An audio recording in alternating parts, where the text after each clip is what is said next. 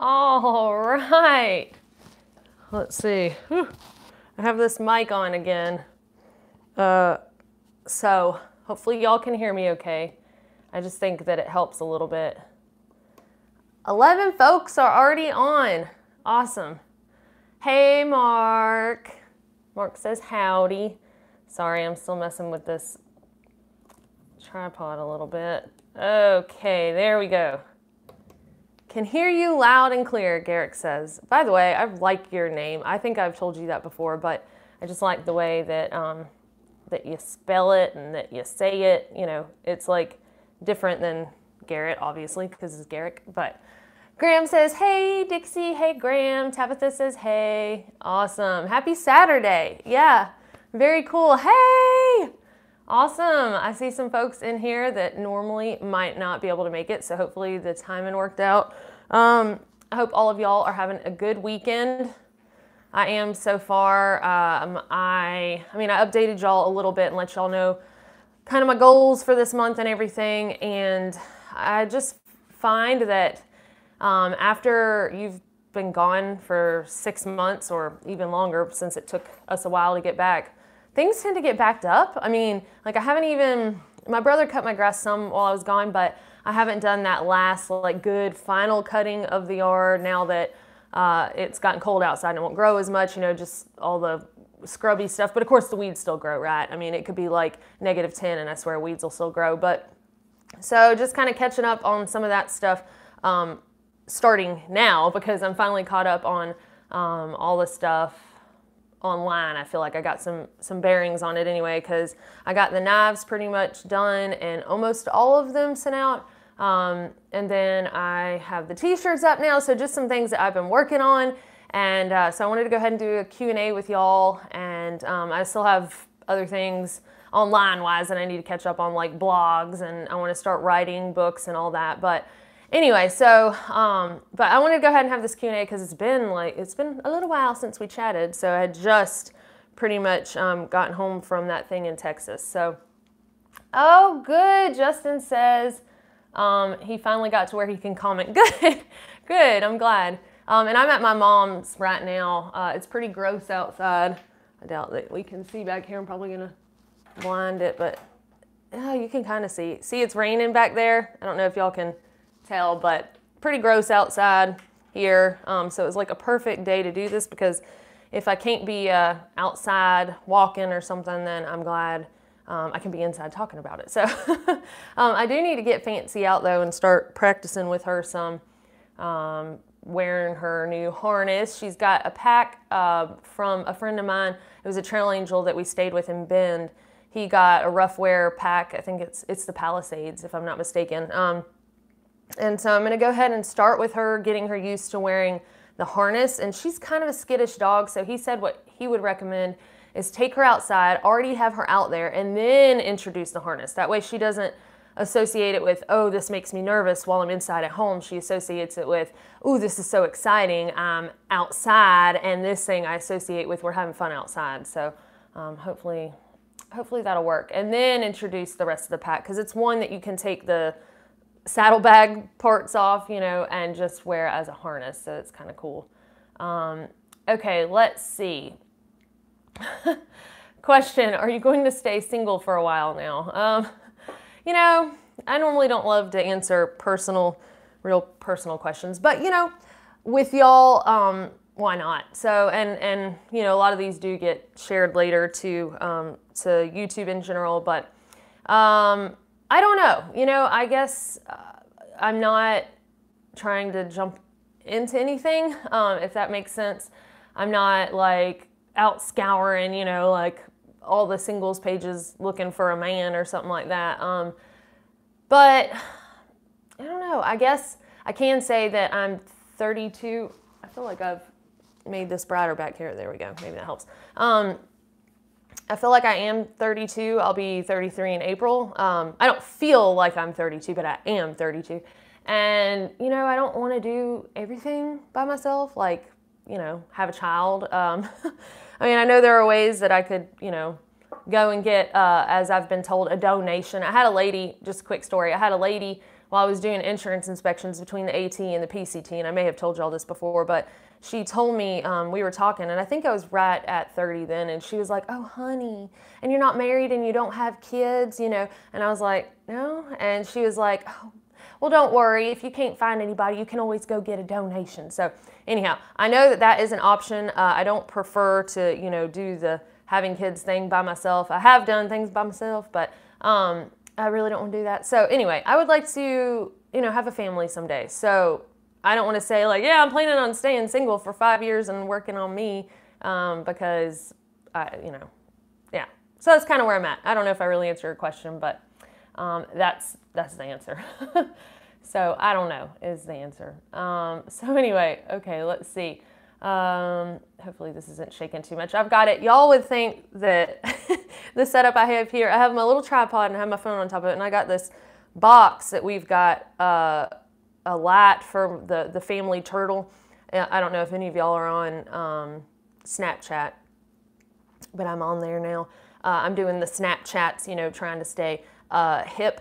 And so anyway, I Snapchatted the family turtle, my mom talking to it the other day, but so yeah, the empty box is what I have this whole tripod thing set up on. So if it's a little wobbly, you know why.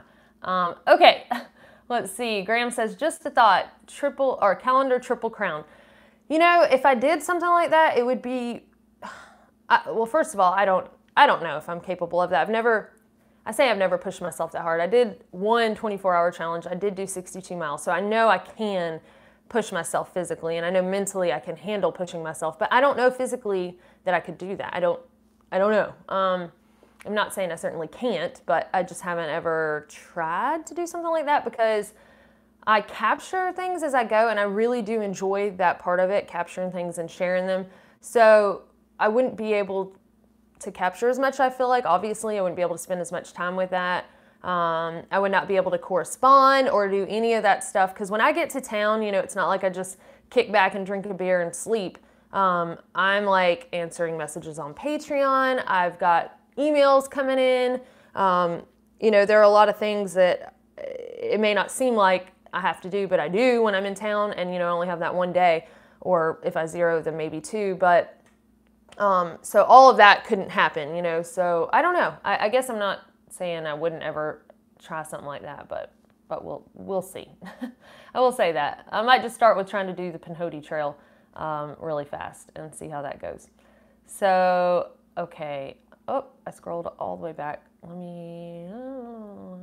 Okay, here we go. Tim says, what thing in Texas and what part of Texas? Oh, I was, last month, at the beginning of the month, I went to Texas for a workshop, the Survival Podcast workshop. And he does stuff with small business ownership. He does a lot of different things. I always tell everybody he does get political in the way that he's basically a voluntarist or anarchist. So basically, if you're a Republican or a Democrat, he will offend you. So be warned on that if you decide you want to listen to it. But that is a podcast that I listen to like all the time. So, you know, and I don't get political with what I do or religious or any of that stuff, but he does because that's his platform. So I don't know. I'm always like, when I tell y'all that I listen to this, you know, just know that he's not like I am. You know, we're different. So in different audiences. So anyway, but I went to a workshop there, and that's actually how I know Patrick, who does the knives that I carry, and so. Okay, let's see. Oh, and what part of Texas? It was near Dallas. It's Azle, actually, so near Fort Worth. Tabitha says we're about to get snowmageddon in North Carolina, at least according to the Weather Channel. There's no bread or milk to be found anywhere. I always love the videos of people like, you know, jumping in their car and going to get bread and milk. It's funny. We're supposed to get over 6 inches of snow in Greenville, South Carolina area tonight, Mark says. Yeah, I don't, you know, my mom says she hates it that snow is ruined for me now because when I was a little girl, I used to love snow, like obsessed with it. I almost got frostbite when we went up to North Carolina the first time I ever saw snow. We went up there, I was probably like 4 or 5. And they kept asking me, are your toes warm, honey? Are you okay? And I was like, yeah, I'm totally fine. You know, and I kept telling them I was okay. And we got inside and my mom was like, oh my God, look at her feet. You know, and they were like really red, I guess, and, you know, whatever. And then I did get sick and have to spend the rest of the weekend that we were there inside, but I had a really good time. But anyway, after all the snow on the PCT and at the end on the CDT, I'm like, I could not see snow for a while. So Ann says, hey girl, blue skies and sunny here in Colorado. Of course, it like always is, right? It's like you might get a little bit of snow and then it's beautiful again, or rain and then it's beautiful again. Let's see, congrats on getting the t-shirts started. They look great. Thank you. Thank you. I'm actually wearing, I asked my sister if it would be cheesy if I wore a Homemade Wanderlust shirt, myself. Because y'all, you have to understand, it's very strange to me to have like merchandise, That's not something I ever expected. Like somebody would want to buy something that has my logo or, represents what I do. And so it was really weird for me when Patrick approached me about doing the knives, and he's like, some people have asked for this, and I was like, but why? It's just my logo, and he's like, exactly, and people like what you're doing, and I'm like, I don't know, it seems weird to me, and I mean, not that I am not proud of what I do, it's not that, it just, I don't know, I maybe I'll understand, I don't know, but anyway, so I'm wearing,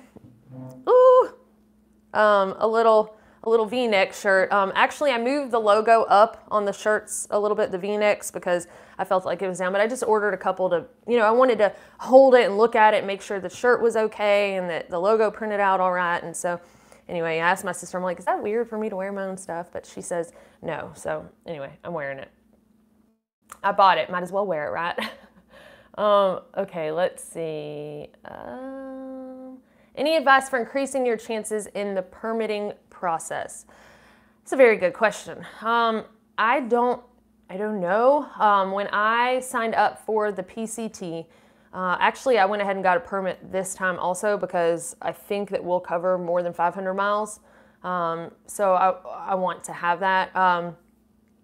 But what I did is we went with a pretty late start date because we're not going to get out there till late and probably around the date that I selected. And I mean, we will likely do a little stretch from the Southern Monument or Southern Terminus just to, so I don't know, I want Mom to like see it, So anyway, we'll probably do that. And then maybe if we can, we'll end up in Canada at Manning Park and like hike south to the border just so she can see that one and hike out. But anyway, I would say if you get an early start date or, a late one to me, then you're rushed for time and you might have to do a flip-flop and all that.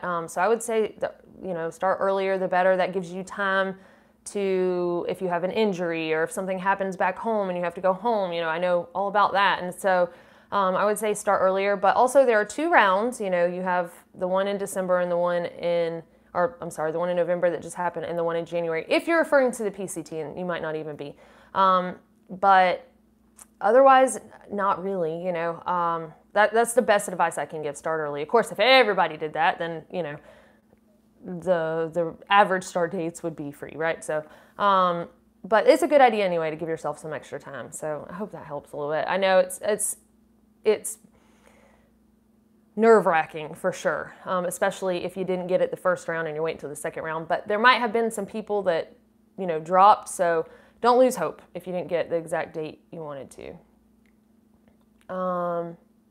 Okay, let's see. All right, how much are the shirts? So I think the regular t-shirt, men's t-shirt that is like the basic t-shirt and has the logo on it is like $16 and change. Now it's not going to be as high quality as like the cotton poly blend or like the men's premium t-shirt, but I wanted to have some shirts available for under $20 because I know not everyone's trying to spend $25 on a shirt, right? So, but of course they're not going to feel like as lovely as, one of the higher price shirts. You generally get what you pay for, right? But I did have one of the logos printed on that shirt, and it's not like a bad shirt. You know what I mean? I wanted to make sure. So I think the low end is like $16, and it goes up from there depending on, what you're looking for.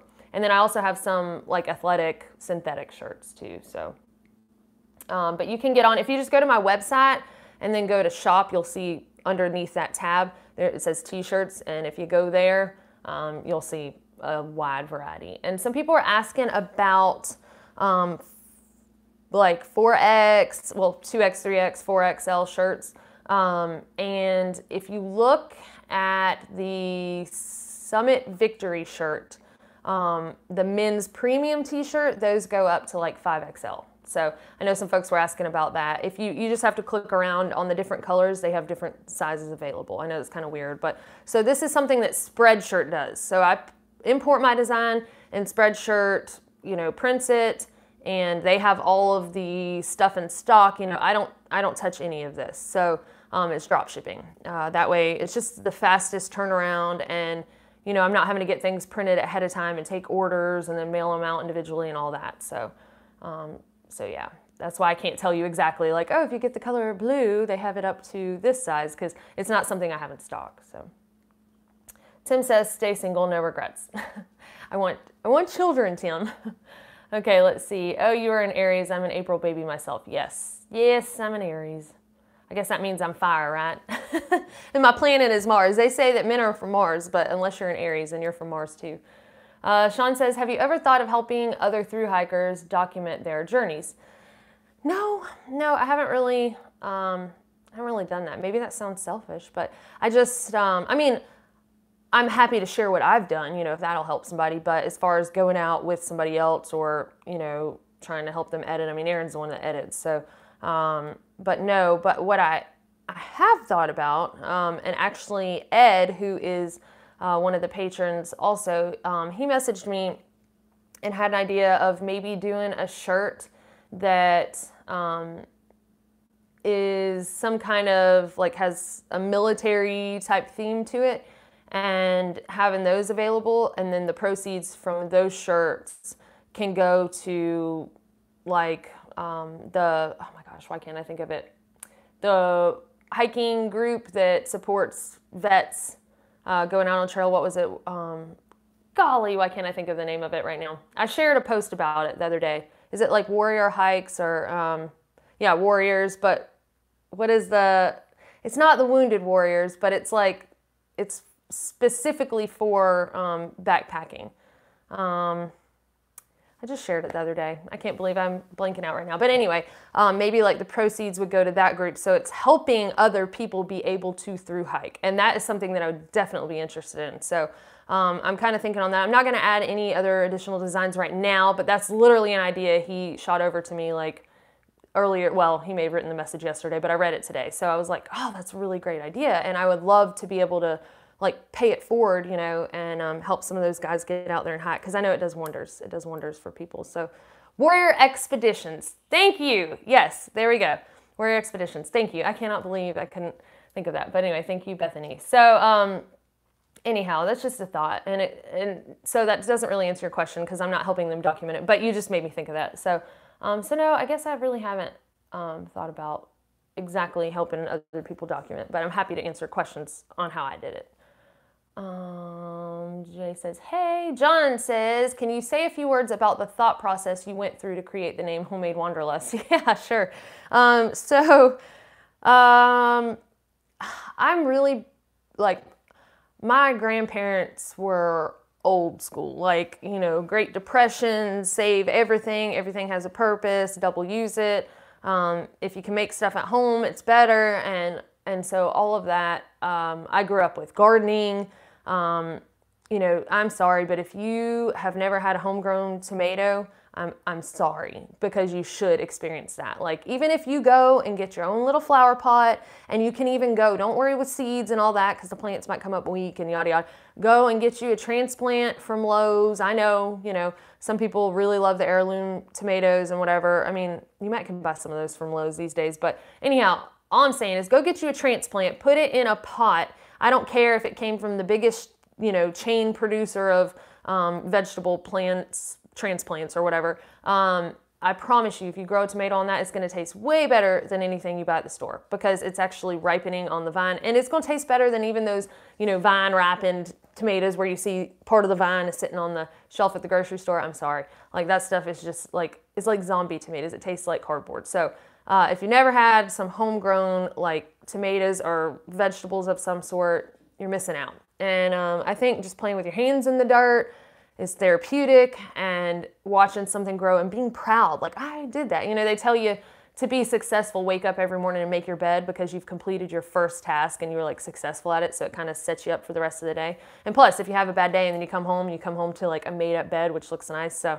I kind of feel the same way about a tomato, like growing tomato plants. It's just, I don't know, there's something rewarding in that rather than buying something at the grocery store. But anyway, so I have that mindset of like the homemade like basis. And I'd originally intended that the channel would be like partially my like projects that I do at home, like composting or gardening on the time that I was off trail. And then I thought the other part would be like wanderlust. And I don't know if other people experience this, where you have like this battle. You know, I have a battle going on in my mind. Part of me wants to sit at home and homestead and really enjoy that part of things and like have some land. But the other part of me really wants to get out and travel. So while they seem kind of contradictory, they exist in one person. And I know other people are like that too. So that's really where it came from. I figured the channel would be kind of split on things that I did. But, you know, your audience kind of drives things, and people really latched onto the backpacking, and I have too. So, but the name is there and it has stuck. And I don't know if some of y'all from the very beginning of Patreon remember me thinking about changing the name of the channel, and everyone was like, no, leave it, you know, and I'm like, well, it's kind of a long name, and if there's not really much homemade in the Wanderlust anymore, then, and they were, you know, they wanted me to keep it, and it made sense. It was already there and established, and I'm glad I didn't change it. So I feel like I'm going long on some of these answers, y'all. I'm sorry if I'm just rambling on, but okay, let's see. Oh, I almost reported you, John, on accident. Fat finger in the screen. Okay, Mark says, I have two questions, both tech related. Would you get the mini or full size Explorer Plus, which has the larger screen size and GPS trails displayed? Okay, so I think that I would like to transition to the mini because of the weight savings.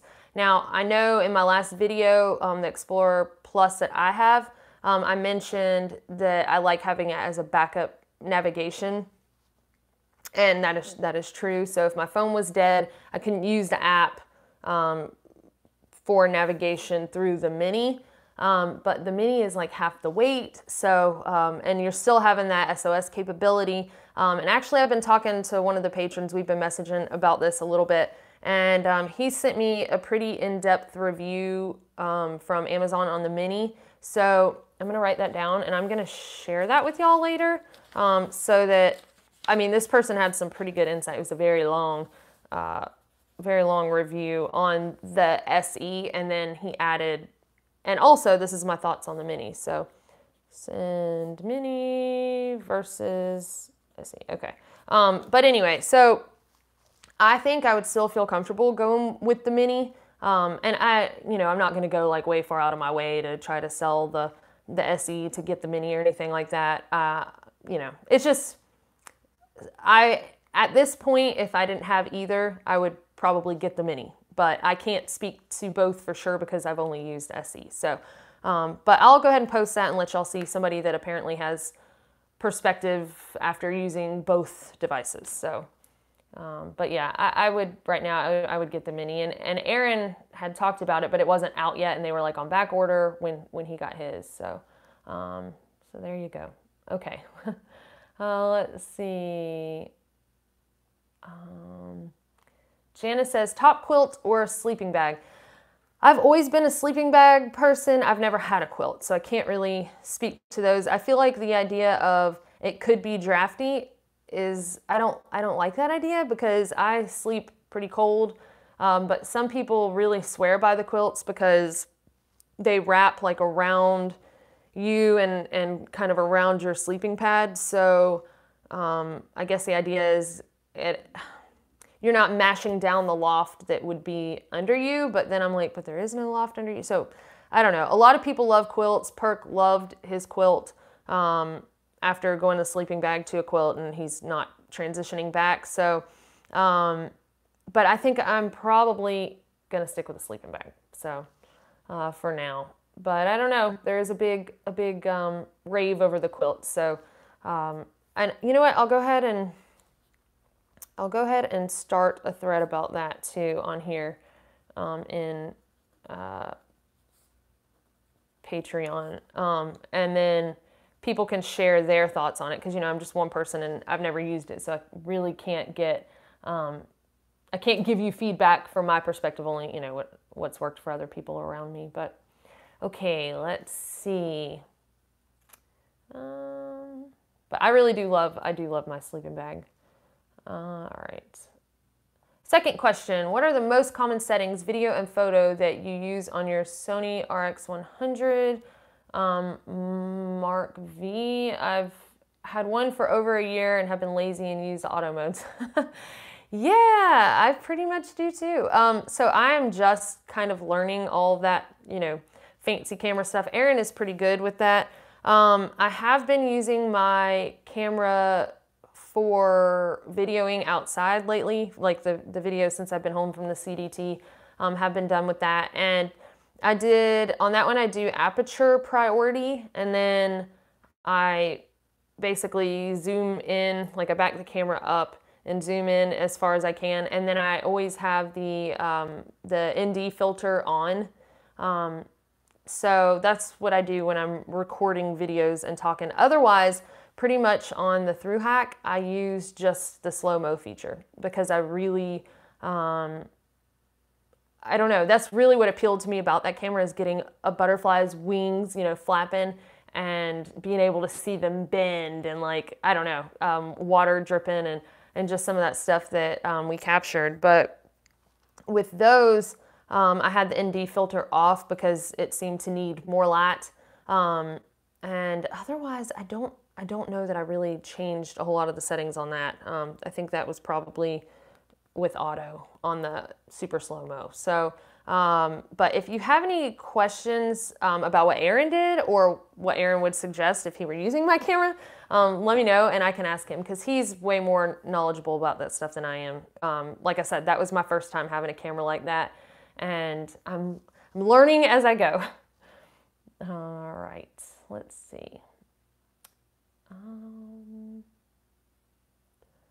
Scrolling back up, I see some good questions coming in though. And Mark, I hope I answered your question good enough, but like I said, message me, and if you have any specific questions, and I'll let you know what he says, and then we can both learn. Let's see. Congrats on the latest round of knives and the t-shirt store. Thank you. Yes, those were just like things that were on my to-do list. I felt like forever. So so I'm glad that they're up, and I'm excited that everybody's excited about that. So and sales have already been coming in on the shirts, and somebody asked, like, will you let patrons know, because I let y'all know about the knives first, and they said, will you let us know about the t-shirts first? And I was like, well, those are pretty much unlimited, and I want people to be able to get them before Christmas. So so I did post them for y'all like a couple hours ahead of time, because y'all get first info on everything. But yeah, so all right, let's see. Okay, I had an ingrown big toenail clipped yesterday, so now I know what you went through. Oh gosh, I'm so sorry. Oh, I know it just pains me to think about it. That was one of the worst things. I'm serious, when they put that shot in my toe, I about fell out. Like I about passed out. It was, and I don't mind knives. I don't mind needles, but that just, and then I was like, just do it. Just keep going. If I pass out, just keep going. Do not stop. Let's see. Campo to Lake Morena, April 20th start. How many liters would you pack out from Campo? Okay, so, I mean, I can tell you right now, but it's really going to depend on what the water is like when you get out there. Now, your biggest friend with, let's see, what date did you say? April 20th. Okay, so I was like April 5th? No, 3rd. So I was an earlier start, and I carried out 2 liters that day. And that's because there was one water source somewhere along the way, and I camped at, I didn't make it all the way to Lake Morena. I know a lot of people go out the gate doing 20 miles, not me. I do like 15 and I did 15. I went to Hauser Creek, and that was it. That's where I stayed. And there was water there then. So it really depends on where the water is going to be. But if you look at the water report or Gut Hook, you can see the water sources and if they're flowing or not. So if you've got to make it 20 miles and you're going to do all of that one day, myself, I normally drink about 1 liter per 4 miles. And that's usually after I've gotten acclimated though. So that would be, what, 5 liters? Yeah. So I might try to not carry that much. I might try to carry 4. But, you know, that's if you're going to push all the way there. And there is no water source until you get there. But again, if you just Google PCT water report or check Gut Hook, then it's really hard for me to tell you right now. I would say if you're going all the way there and there's no water at all, I would carry at least 4 liters. So hopefully that helps a little bit. But it also depends on if you're going to cook before you get there. If you're going to cook there, then they have water there. So, yeah, but that's what I would roughly say is 4 liters for me. So, you know, it depends on how much you drink. Okay, let's see. And are you going to be staying with Frodo and Scout, or are you just going straight from your home, or like what is your plan with that? Because Scout and Frodo will have a copy of the water report and they will suggest you might want this much water. So, okay, let's see. How do you back up all your photos and videos? I have a phone. My phone capacity is like, what is it? Like 120 something gigs, I think. But I upload things to Dropbox, and then I also have a micro SD chip reader thing that I can put stuff on the chip. And the videos I would put onto Aaron's computer, and he had an external hard drive, and then I could delete them from my phone. But so mainly Dropbox or, you know, some sort of external storage. But you can get these little things that go into your phone and have micro SD cards and then put your stuff on there. They also have like thumb drive ones, but that's what we did while we were on trail. Okay, Alan says, when and where are you hiking next? Love your videos. Thank you, Alan. This summer, my mom and I are going out to the PCT to fill in the fire closures that, you know, where I couldn't hike when I was out there last year in 2017. So we're just going to fill in those closures. And then after that, probably either the TA in New Zealand or the Camino with my sister in Spain. So those are the things like kind of immediately on the radar. Let's see. Thinking about food supply on the trail for next year, how did you start the trails? Not really knowing how hungry you would get on trail, just overload and adjust going forward. Pretty much. I normally always pack too much food when I start out. I mean, I would suggest, like, if you have time to go on a run, you know, like a test run with all your gear and stuff, if you're out there for, even if you did an overnighter where you hike in however many miles you want to, camp somewhere and hike out and see how much you eat in those 2 days. Because at least that way, you know, if you're a little hungry, you're going home the next day, right? But so you can kind of test it out and see how hungry you are. Hiker hunger does not kick in for a while. So I was honestly more exhausted and less hungry. I know that you need to eat, so, you know, I made myself eat, but to start out with, I'm generally not starving. I'm just not. And especially if you're starting out in the desert, you know, or real hot climate, dry climate, I just was not hungry. The heat zapped my hunger. So I know, though, you don't want to be starving, especially your first stretch. So that's why I said I always end up packing too much. So it is hard to know, but I would say allow yourself, you know, 3 snacks a day and 3 meals a day, and you're not going to starve to death, right? So, and then kind of go from there. Okay, let's see.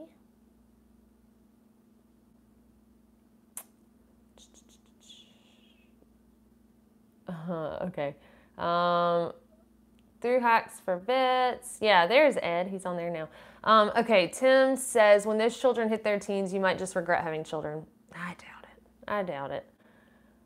I don't regret helping with my brothers and sisters. Oh, even though sometimes I want to, you know, I still love them. So, of course, they're not my children. But my mom and I were talking about it the other day, and I was like, you know, here I'm thinking about, man, it'll be great to have kids one day. And and then I was like, oh my gosh, I have to start all the way over. Like, I already feel like I've raised 4, you know, I've helped with them a lot. And I was like, you know, I haven't raised all 4 of them actually though, but my mom and I were saying, I bet combined among all 4 of them, I've raised 1. Probably so. Like all the Girl Scout cookies and the T-ball and the cheerleading and the beauty pageants and the diapers. I could change a diaper with my eyes shut.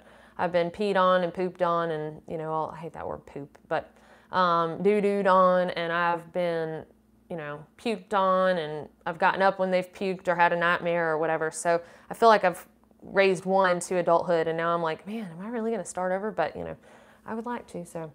But anyway, let's see. Tuned in at 20 minutes ago, nobody home, just tried again. Oh no, wait, what happened? Tuned in at 20 minutes ago, nobody home. Oh, I see. Okay, so you tuned in.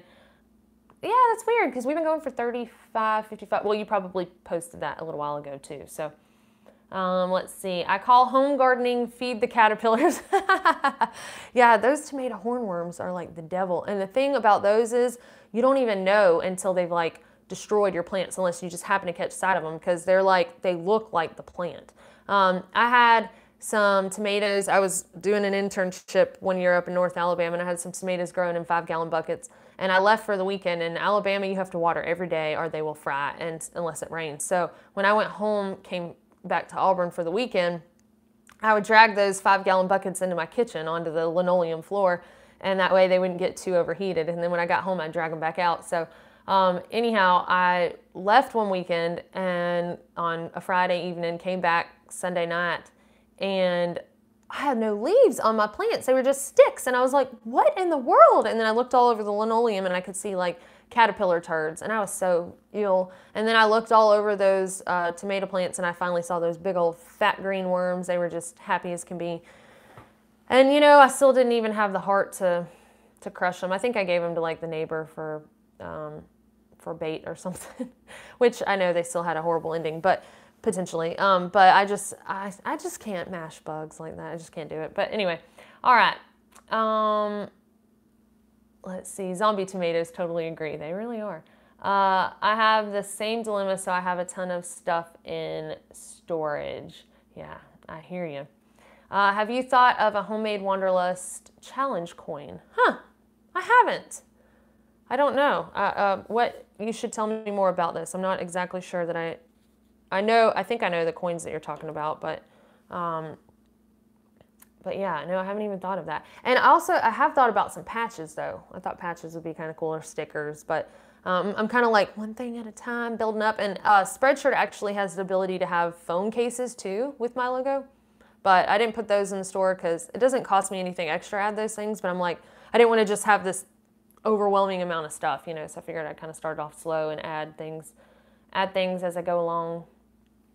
For Europeans, the mini is still on sale at blacks.co.uk. Hope you don't mind me linking that, Dixie. No, not at all. I am all about y'all sharing information and helping each other out. So, okay, for Europeans, the mini is still on sale at blacks.co.uk. All right, so y'all can check that out. That's awesome. That's good. Thank you for sharing that. I bought the Explorer Plus, was on sale at Best Buy for $3.99, but then realized that they came out with the mini. Haven't picked up the order yet and might switch out for the mini. Okay, cool, yeah. Karen says, got a new book by Mary Davison where she did her Triple Crown at 76. A lot of hiking out there for all, let's see, a lot of hiking out there for all of us, yes. Can you imagine all the videos you can do over the next 40 years? Oh my gosh, yeah, that would be crazy. Oh, I don't know if y'all have seen the Ellie on the AT, but her name now is Dirtbag Baby, and actually they are patrons also, but yeah, you should go check out like them on Instagram, or even if you Google Ellie on the AT, and they hiked the Appalachian Trail with her.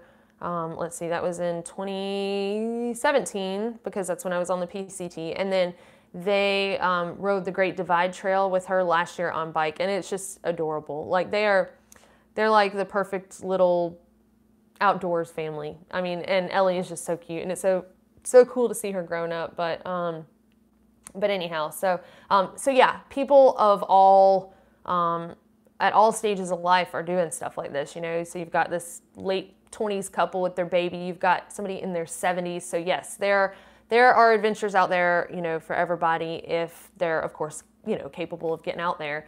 And I don't know, I think it's really cool with YouTube these days, people who are able to share their experiences. I mean, for example, if it wasn't for YouTube, I mean, I wouldn't have been able to document myself. I mean, I could have, but to get it like put on TV where the public could see it, you got to go through so many people, and I would have had to like invest a lot more ahead of time. You know, this way it just kind of built slowly. So it's really enabled people to do all sorts of things with the times that we're living in now. But that's incredible, 76. I can't imagine all that I could do between now and then.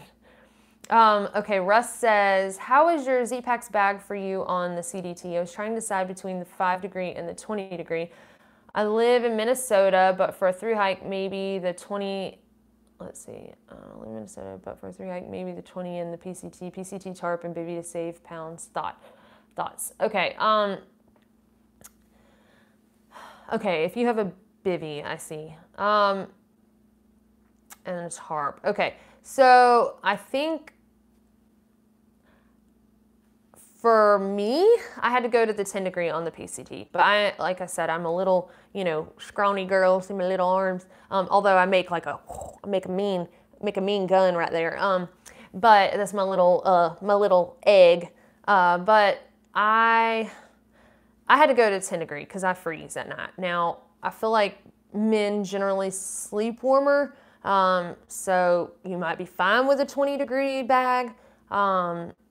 I think I could have survived with a 20 degree. I mean, I wouldn't have like frozen to death or anything. I just would have been chilly some nights. So I think that sounds good. As far as the tarp goes, there are a lot of people who tarp trails the whole way.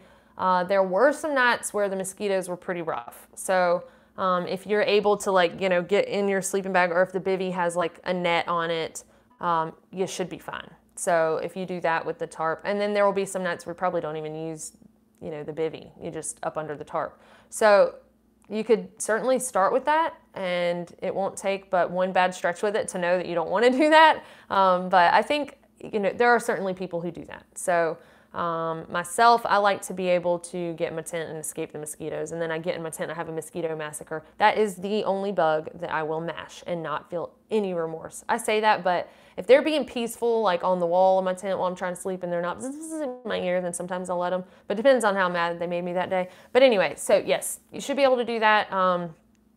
I don't think that, you know, you're going to just find yourself in a really bad spot with all of that. So, and there are plenty of fellas who have 20, Perk had a 40 degree quilt for the PCT and the CDT and was fine. So, okay. All right. Yeah. Okay. Let's see. I'm cutting over here real quick. Phil, I see you said March 20th, not April. That's what I thought. I was like, did something change? So yeah, March 20th will be closer to what the water was like for me. You might even have a little bit better water then. So just check it out, you know, as it gets closer. Okay, let's see. Okay, so yeah, Russ, you're trying to decide between the 5 and the 20. So you'll probably be fine with the 20. I say that, but I don't know how you are, you know. The 5 degree, absolutely you'll be fine. So if the weight difference, you know, really, or the cost, if either one of those, then, you know, is a big deal. You can always sleep in warmer gear at night. I don't know if you're planning on having pajamas. Some boys sleep completely naked. Or you can sleep in your rain gear, you know, if it hadn't been rained on and it's soaked, of course. But so yeah, probably live just fine with the 20. But if you want to err on the side of safety, you go with the 5. Let's see. Thanks. I'm obsessing over gear right now and I'm hoping to get it right the first time. I know. And the bad part is I just like, I wish that I could tell y'all, hey, get this, this, and this, and it will work perfectly for you. But it's like everyone has to decide, you know, what works the best for them. So let's see. Camera work. Do you use a gimbal or is the camera's built-in steady mode enough? So for me, with the camera that I use for slow-mo, it was fine. I didn't need a gimbal. But Aaron did carry a gimbal that we both use sometimes with our phones, and then he had a crane for his big old camera. So Those, and there was one time where he caught a bird flying off a branch with his camera, and we didn't have time to pull out. Well, he didn't even have the crane then, but so I just like sat there and he rested it on my shoulder or back and got the shot real quick before the bird flew off. But yeah, it can be okay. It just really depends on what you're doing. So, but we did use a gimbal a lot with the cell phone this time, and I think I might get one to tote with us, my mom and I, on the PCT. So the gimbal is definitely better, but I was able to get video and like whether slow-mo or regular video without a gimbal. So, and I do suggest I would show you, but my phone is on the tripod right now, the little GorillaPod tripod. My camera screws right onto that. So that's what I've been shooting my videos with outside lately. So. Okay, whoops. All right. Oh, I don't put my hair on this mic. Let's see. How is Perk and Aaron? Perk is doing wonderfully. He is back home in New York right now. And then Aaron has been helping his mom. He is so sweet to do this. Like, he has been at his mom. She had surgery, and he's been helping her with everything around the house, driving her places. She can't drive right now. And so he's been there doing that, but we've been talking a lot about things going forward. He's still planning on doing the AT next year, to the best of my knowledge, and until he tells me otherwise, he's doing it. So, but I think this weekend, well, on Sunday, tomorrow, we were supposed to record the bear bag video together, but it's supposed to be raining, so I don't know, we may end up doing it Monday instead. But now that I've gotten caught up on the knives and the t-shirts, I'm ready to go on like a recording spree. So I've been messaging him different ideas and stuff like that. So I hadn't seen him a whole lot, but probably, a handful of times since we've been back. But yeah, he's been tied up helping his mom a lot during the day and stuff. But they're both doing fine. Ed says, how is it with just thin layers and the Ghost Whisperer when it gets really cold? Do you retreat into the bag much? Yes. So I don't, unless we have a fire when I get to camp, I'm ready to go to bed. I'm ready to climb in my tent and get in my sleeping bag and start writing in my journal and let people know I'm alive through the inReach and all that. So on the AT, there was a bit more of socializing and hanging out, but you can pretty much have a fire. So again, unless there's a fire, I don't really hang out. If there's a fire, folks will sit around and talk and all that. Sometimes people sit around and cook dinner together, but on the CDT, there just really wasn't a whole lot of that because there usually were just like me and Perk or me and Aaron or, the three of us, just a very small handful of other people. And normally our tents were close enough that we could talk from the comfort of our sleeping bag and, have warmth when we couldn't have a fire. But yeah, if I could have a fire, then we'd hang out. So with the thin layers and the puffy next to a fire was just fine. And even just to like sit and cook dinner real quick, it was fine. I didn't freeze to death or anything like that. So for me, not carrying extra weight and retreating to the warmth of my sleeping bag or sitting by a fire was fine. Like, I didn't ever feel like, man, if only I had warmer clothes, I could sit and hang out outside my tent. It's just not, you're tired when you hike that many hours and hours and hours. Now, if you're going on a weekend trip and you're going to want to hang out more, and you're not, rushed as much on a through hike, and it's going to be more about camping than maybe the actual walking, then you might want to carry some extra stuff just so you're more comfortable if you can't have a fire. So I hope that helps. But yeah, the layering up really does help. And I don't know, something about getting in those comfortable PJs, that's so nice. That's my favorite part of the day. Let's see, Mark says, can you make a thread? Can Aaron and you make a thread for RX 100s? Yes, I'll make a thread for that. Let's see, RX 100 settings, and then maybe some other people can chime in too. That would also be a good one. I don't know if all of y'all are in the Homemade Wanderlust backpacking forum on Facebook, but that would be a good place for that question too, because then a lot of folks can chime in that get out there and backpack and would have similar settings, Things in there have been a little crazy lately. It seems, everything is so charged politically these days that people just turn everything into politics, And so we've got like, we just have folks that'll brawl over, you know, whether you should carry a gun backpacking or not, and whether bear spray or a gun is better protection against a bear. And I know that folks have strong opinions on those, and they are certainly entitled to that. And I don't mind like discussing those things, but then people start being like, well, it should be a law that, and I'm like, well, you know, we're not here to settle the world's political problems in this backpacking forum. So, but we do have a little group that when stuff like that happens, we just kind of stop the post, post a link like, hey, if you want to argue about the politics behind this stuff, we created a little group for that, so you can go and like yell at each other and be mad at each other there. But here we want to keep things like focused on backpacking. So, so some of those posts get, you know, that can happen sometimes, and there are like 20-something thousand people in that group. So considering that Deanna and myself are like the only two admins and she does most of it, it's a pretty good group. You know, folks tend to get along pretty great. So, but you have those that run wild every now and then. But anyway, so that, what I was saying is that's a good place to probably ask some of these questions, because you'll get a lot of different feedback probably. Whoops. Okay, let's see. Whoops, don't let me scroll too far. Okay. All right. Take a look at Enlighten Equipment's Convert. It's a quilt/sleeping bag hybrid. Oh, I was always a sleeping bag person, but I bought the Convert and love it. Okay, I'm going to look that up actually, because I'm thinking about getting a new sleeping bag and a new pack before, well, I will before we go out to the PCT, because I just want to try some different stuff. That way, you know, when people ask me, well, have you tried this, or have you tried that, or what are your thoughts on this? And I'm, you know, if I haven't used it, I'm like, I don't know. So I want to be able to know. So there we go. So I'll check that out. Convert. Plus my mom's going to need a sleeping bag of some sort. So we'll probably take the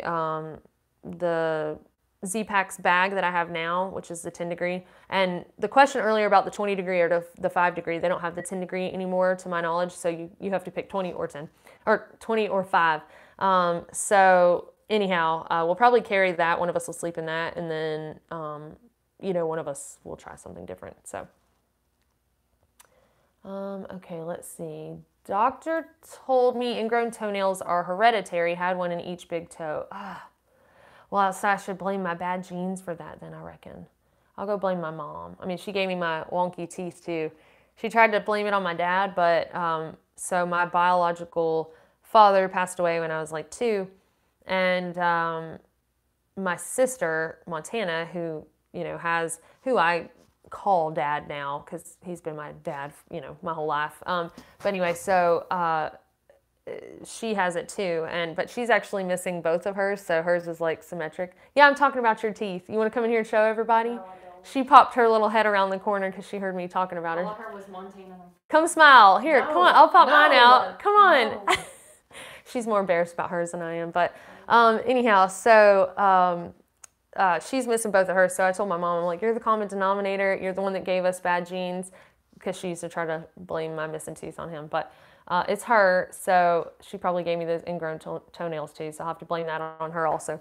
Let's see, what do you think about the North Country Trail Scenic Trail? Would you go eastbound or westbound? Honestly, I haven't looked at that really at all.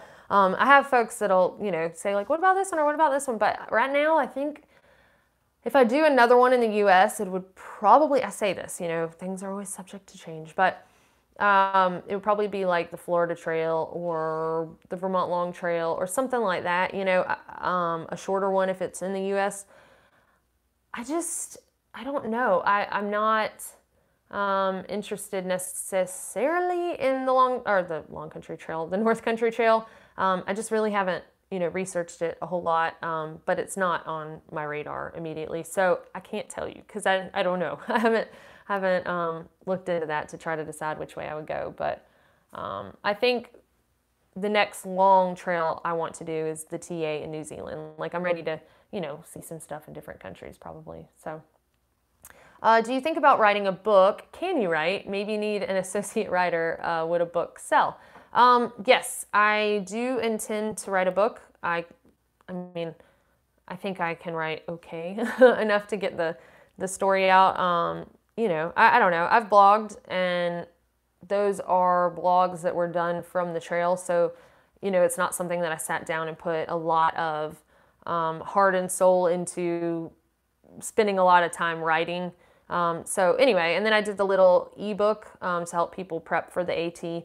But I know that that's quite a different thing than an actual story. But I do think that, you know, I could put together a story and would do you know, a decent job with it. So let's put it this way. I won't put out something that I don't think would be interesting to read or that is written poorly. So, and I feel like I have people close enough to me that aren't just going to lie to me to make me feel good. You know, they're going to be like, this sucks, or this is, you know, pretty good, but I would change this and this, you know. So it is something that I definitely aim to do. And honestly, I wanted to start writing at the beginning of December, but I had to put other fires out from being gone longer than I had expected. So hopefully beginning of January, I can start writing. So, but that is a good question. And yes, I intend to put some more books out for sure. Okay, let's see. This past year, there was E. coli in the water at Lake Marina. One of the RV campers were letting hikers fill up out of their tanks, FYI. Oh, good, thanks. Oh, Lake Marina. I gotcha. Yeah, thank you for that info. Let's see, are you planning on doing videos next year when you fill in the closures? Yes, for sure. Ed says, phone cases, yes, sounds good. Okay, well, cool. Cool to know that somebody would be interested in those. Graham says, if you need to, you and sis can use my apartment in the UK, Birmingham, for as long as you need by yourselves. Flight to Spain and France are really cheap, a stepping stone, if you know what I mean. Awesome. Well, I really appreciate that. That's very nice of you to offer, especially, you know, two strangers, and plus me and Montana are like double trouble. So, you know, we might just throw like a really big party at your house and invite all of your neighbors. I'm just kidding. We wouldn't do anything like that. But I really do appreciate that. And we might end up taking you up on that because we don't know what we're doing.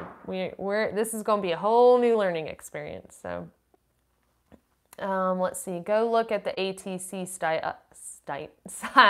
I love stickers. Do those. Okay. Thank you for the heads up. ATC. I'll look at what they got. Awesome. Thank you. Thank y'all for this feedback for real, because I always want honesty. Like, I want people to be honest with me. I don't want you all to be like, oh yeah, I totally love this, and then you're like, ooh. So yeah. Let's see. Are there any great overseas hikes that are not dangerous that you would consider in Europe? I don't know. I'm not sure. I mean, I have had people suggest, you know, several different trails and stuff like that, but I'm like very much like a one at a time kind of thing. And, you know, I still have a lot of research to do even on the TA in New Zealand. So I don't know. I'm not sure yet. But if you see anything that you want to recommend, feel free to shoot it my way. Tony says, howdy y'all. Can't stick around for long, but just wanted to drop my question in and I'll tune in later. All right. Let's see. There was a moment on each trail where you were the most... Oh, what was the moment on each trail where you were the most scared, and which of those three moments was the scariest? Okay. I would say... Okay, let's start with the newest, or the most recent, the CDT, and I would say the mountain lion experience, where I was staring at the mountain lion for like a minute and a half and was like, what's it gonna do? Is it gonna attack me? Is it gonna kill me? Is it gonna run away? How long are we gonna stare at each other before it makes a decision? So that one was pretty scary. Then on the PCT, it was definitely either the river crossing, White Fork that I went through by myself, and I got halfway across and had to turn around, and downstream from there it was just rock cut into, or water like cut into the rock, like just a rock slide, basically like a rock chute, and there's no way to get out or grab bushes and climb out. There's none of that. Like, you're done. If you fall there, you are done. And so feeling that feeling of almost going down in that water, and I used to not even be able to talk about it without tearing up. Like, it was pretty bad. That was pretty awful. And then there was a part on Mather Pass where I thought I was going to fall off the mountain, but I would say the water was scarier than that. So we'll go with that. And then On the AT, probably when I got bluff charged by the bear. That was a pucker moment. So of the 3, though, I would say on the PCT, that White Fork crossing. And so for any of y'all who are planning on doing the PCT this year, don't let that scare you. This was something that was because of the high snow year and all of the snow melting. So it wasn't like a typical crossing for the PCT. So yeah, that was probably the scariest thing at all ever that's happened, because I really thought I was done. I was like, well, this is where I die and I become an obituary in a newspaper. You know, I was like pretty sure of it. So that was the worst one, probably, for sure. That was a good question. Okay, let's see. Let me make sure I answered all of it. Yep, okay. Shows bicep. Your real strength is your legs, of course. Yeah, but you can't tell. Those are still squishy looking, even though I walked thousands of miles. Don't you ever get scared of mysterious noises at night? Are some nights long? What do you do? You know, that's a question that I get asked a lot, and not really.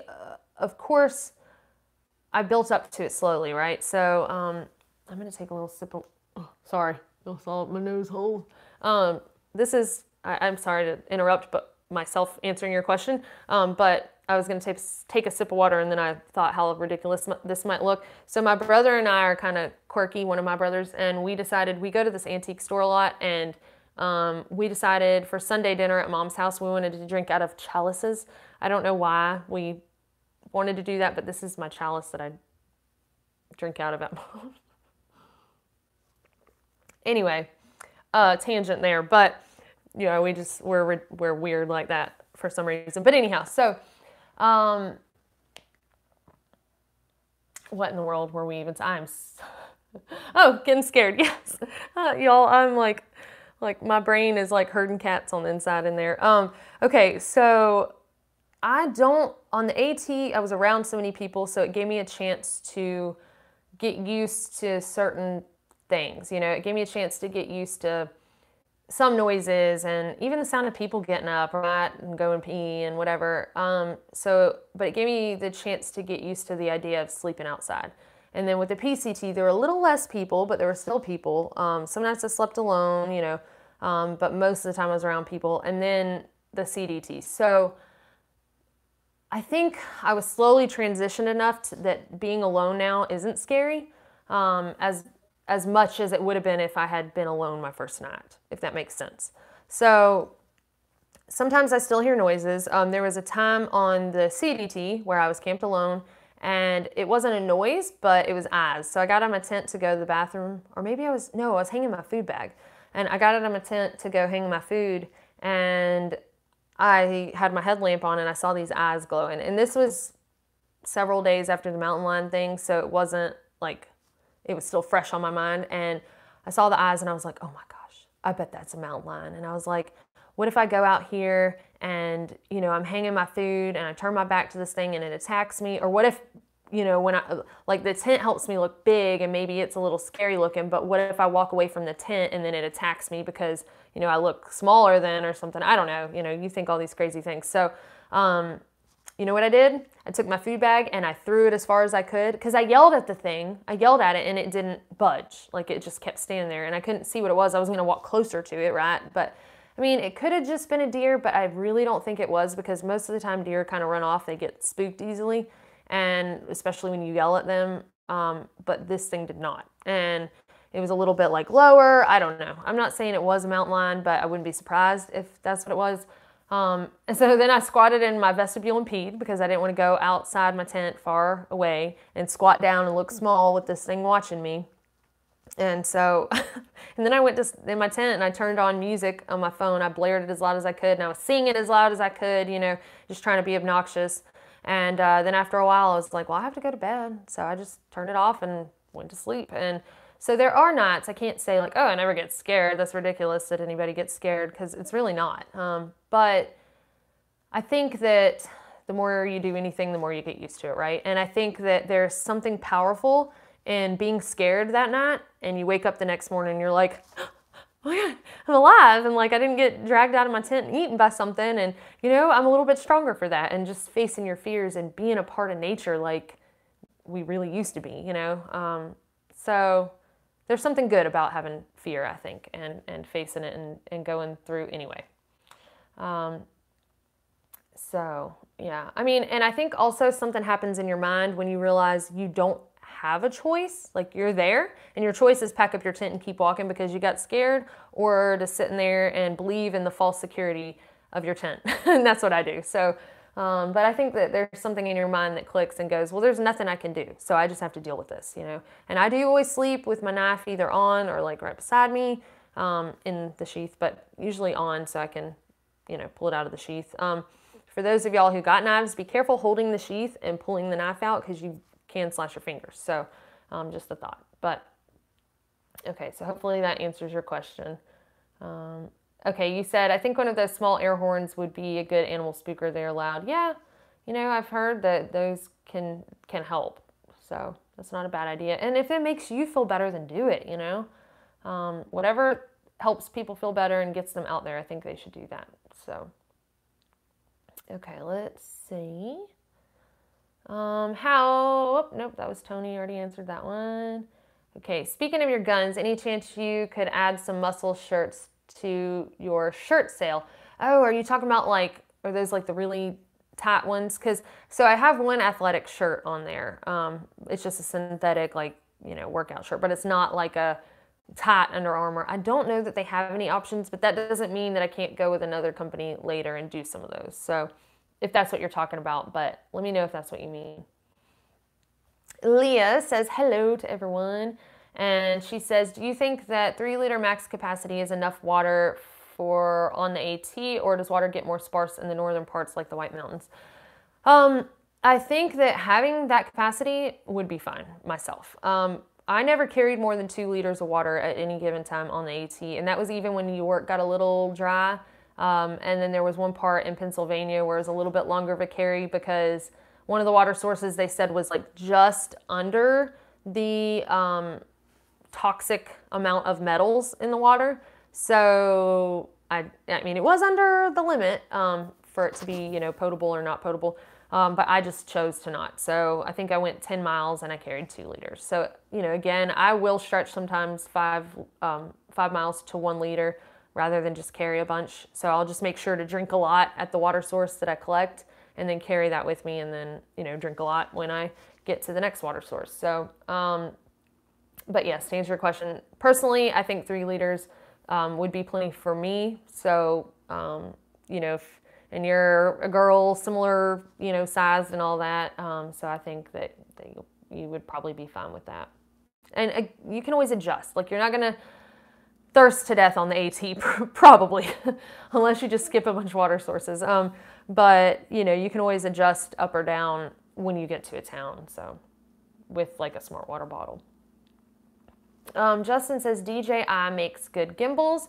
Check online. There are a few out there. Yes. I saw something like that not too long ago. I was kind of checking out a gimbal that they make that looked really cool. Let's see. Can you talk about what it was like to be a foster mom for a week? Oh, yes. So Little Beauty was her name. That was her given name. She had been kept on a chain for, I think she was about 2, so probably all 2 years. Also, I think it was 3 of her babies, or maybe it was 4. I think maybe 4. Also, 4 of her babies were on chains. They were out in the weather, and they were very starved. They were very bony. And so I kept Beauty because they needed fosters. So these dogs were, the owner was either going to be fined $5,000 or she had to turn in the dogs. And so she decided to turn in the dogs, knowing that they could go to the shelter immediately and be put down because the shelter was full, animal control was full. And if they don't have cages, they don't have space for dogs, the dogs get put to sleep. But there's this group that I have been following for a while and have helped do little things here and there with them called Animal SOS out of Columbus, Georgia. and they found out about these puppies, and this was on Thanksgiving Day. So they found out about these dogs. They stepped in. They said, we'll try to find them a rescue. So they found a rescue commitment up in Illinois, but the transport wasn't going to happen for a week, and they needed a place to keep the dogs. So they were paying, and they're all donation based. So as far as I know, they were paying for these dogs to be boarded. So these were 5 dogs when there were like 2 others also. That they were boarding for a week so that they could transport them to the rescue up in Illinois. And I mean, they were safe, but all that money each night, what it costs to board a dog and do that for 7 of them for a week, that's a lot of money that they could have been, treating heartworms on some other animal, or, helping out some other animal that needed something. And so I was like, I can't foster for a long, an extended period of time, but I could do it for a week. I knew my mom would be willing to watch my dogs. And so I told him, like, hey, nobody else is volunteering. I will be happy to keep this dog for a week. And she was the sweetest little thing. She was real skittish to start with, and she'd just been spayed. But it was so sad because my dogs are so spoiled. They know the word THRU-HIKE, and I'm spelling it so they don't come running in here and expecting that. They know EAT. They know, kennel. They know OUTSIDE. That one's Fancy's favorite one. So she would act like a psycho right now if I said that. So they know all these key words. This dog knew nothing. She didn't even know her own name. She did not know her own name. Like, it was the saddest thing. And she had chain burn on her neck. But anyway, I just spoiled her rotten. And then I took her to the transport, and she went up to Illinois. And y'all, I cried that night. Like, probably more than I should have, like a little baby. But anyhow, that's what it was like. But it was so nice being able to spoil her rotten. And I recommend, if y'all love animals, and of course, I try not to stand up on my soapbox and preach about stuff, but, taking care of these animals is something that I certainly believe in, and I spoil my dogs rotten. But, if you do love animals also, and say, you have other dogs and you don't want another dog for a long period or anything like that, a lot of the rescues near you can probably do something like this. They have times where they need somebody to keep a dog just for a week, and I know folks don't want to be stuck with them for a year or 2, but if you can manage something like that, oh, we need somebody to keep this dog for 5 days, I'm sure you can sign up as a foster and let them know you can only do fosters for like a week period or less, and every little bit helps, everyone doing their share helps. So anyway, that's all I'll say about that. But it was great, and I cried my little eyes out, and it was, like the next day my face was all swollen, but anyway, I think she's going to be happy up there. So she'll find a good home. Okay, let's see.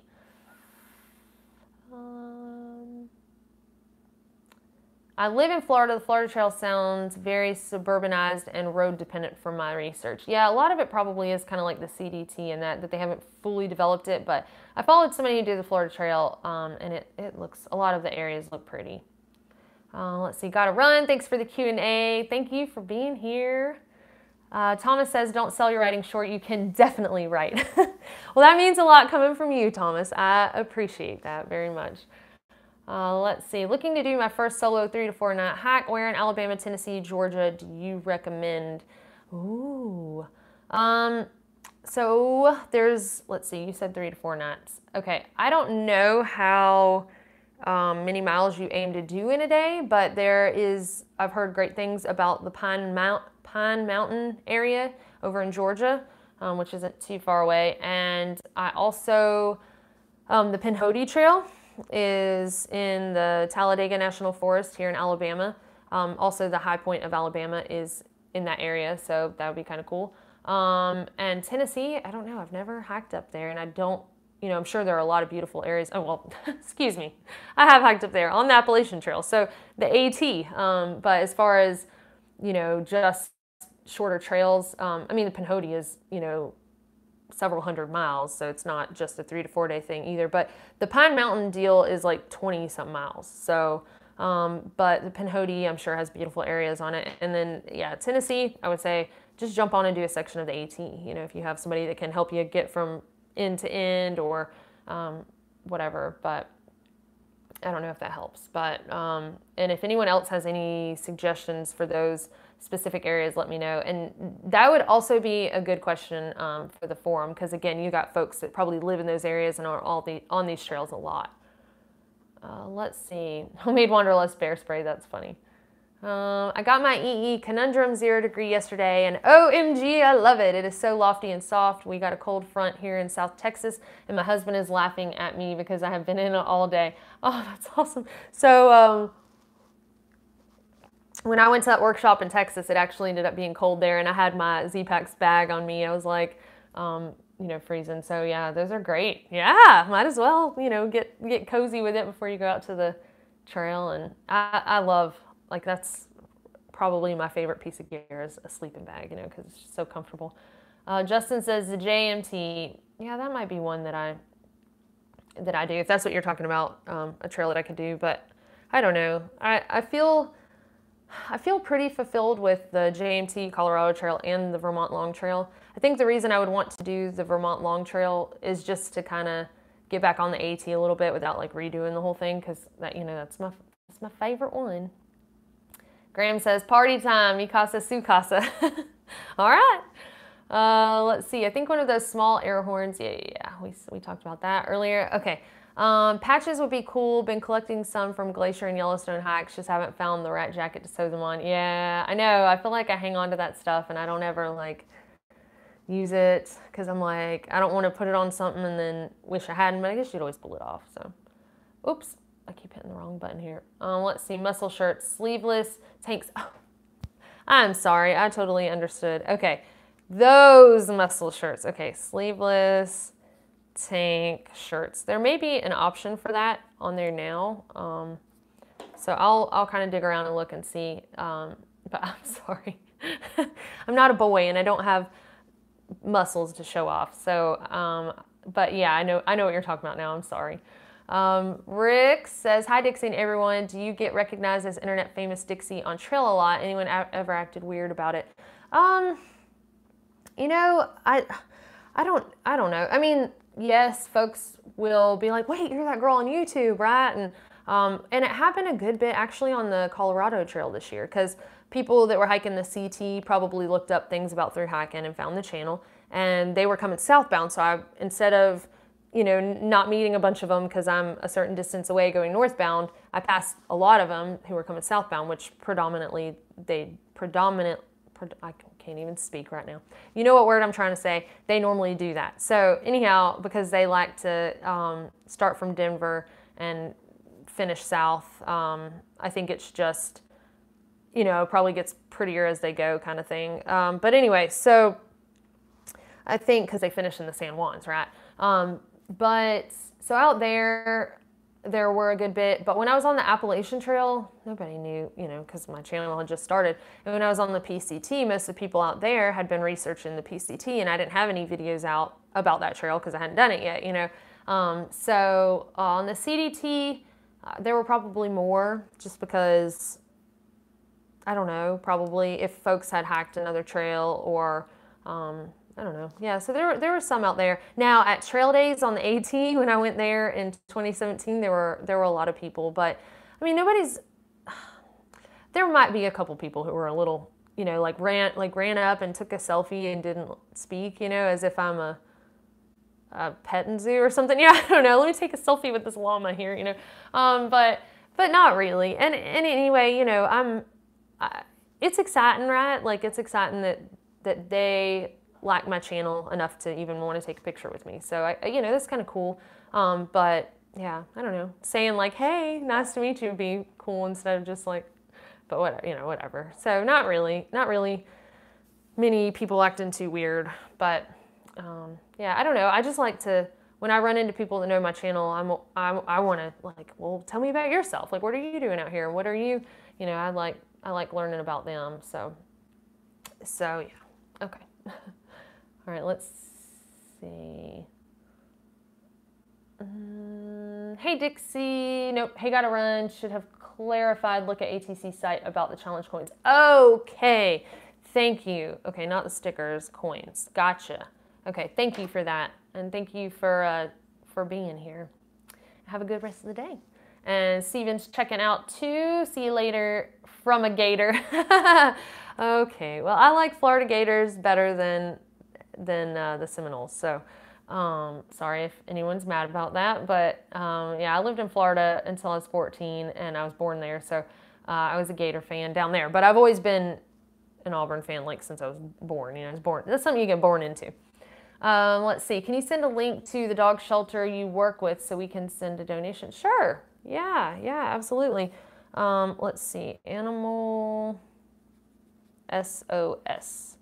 And Karen, I will send that to you. Okay. Sweet.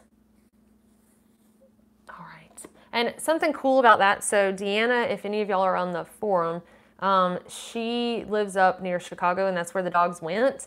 And her friend who works with the shelter up there that took them, the rescue up there, they are, okay, so her friend is friends with the foster that has Beauty right now, because and her name is Sprinkles now, but when the dogs go up there, they go directly to a foster home. They're not like kept in kennels or anything like that, which I really love that. So she's in somebody's foster home right now. So Deanna, who is my friend in the forum, who runs the forum,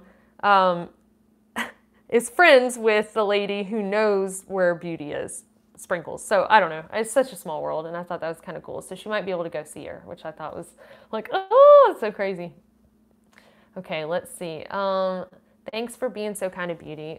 Thank you. I mean, honestly, like I said, I feel like there are so many people in the world and we can all do a little part, right? So I guess I just feel like I'm doing my part. I'm one of those people that's always sharing that stuff on Facebook, and I'm like, I can't just share it expecting somebody else to do all of it, right? I got to help out where I can. So yeah. So thank you for being willing to donate to that. That's pretty awesome.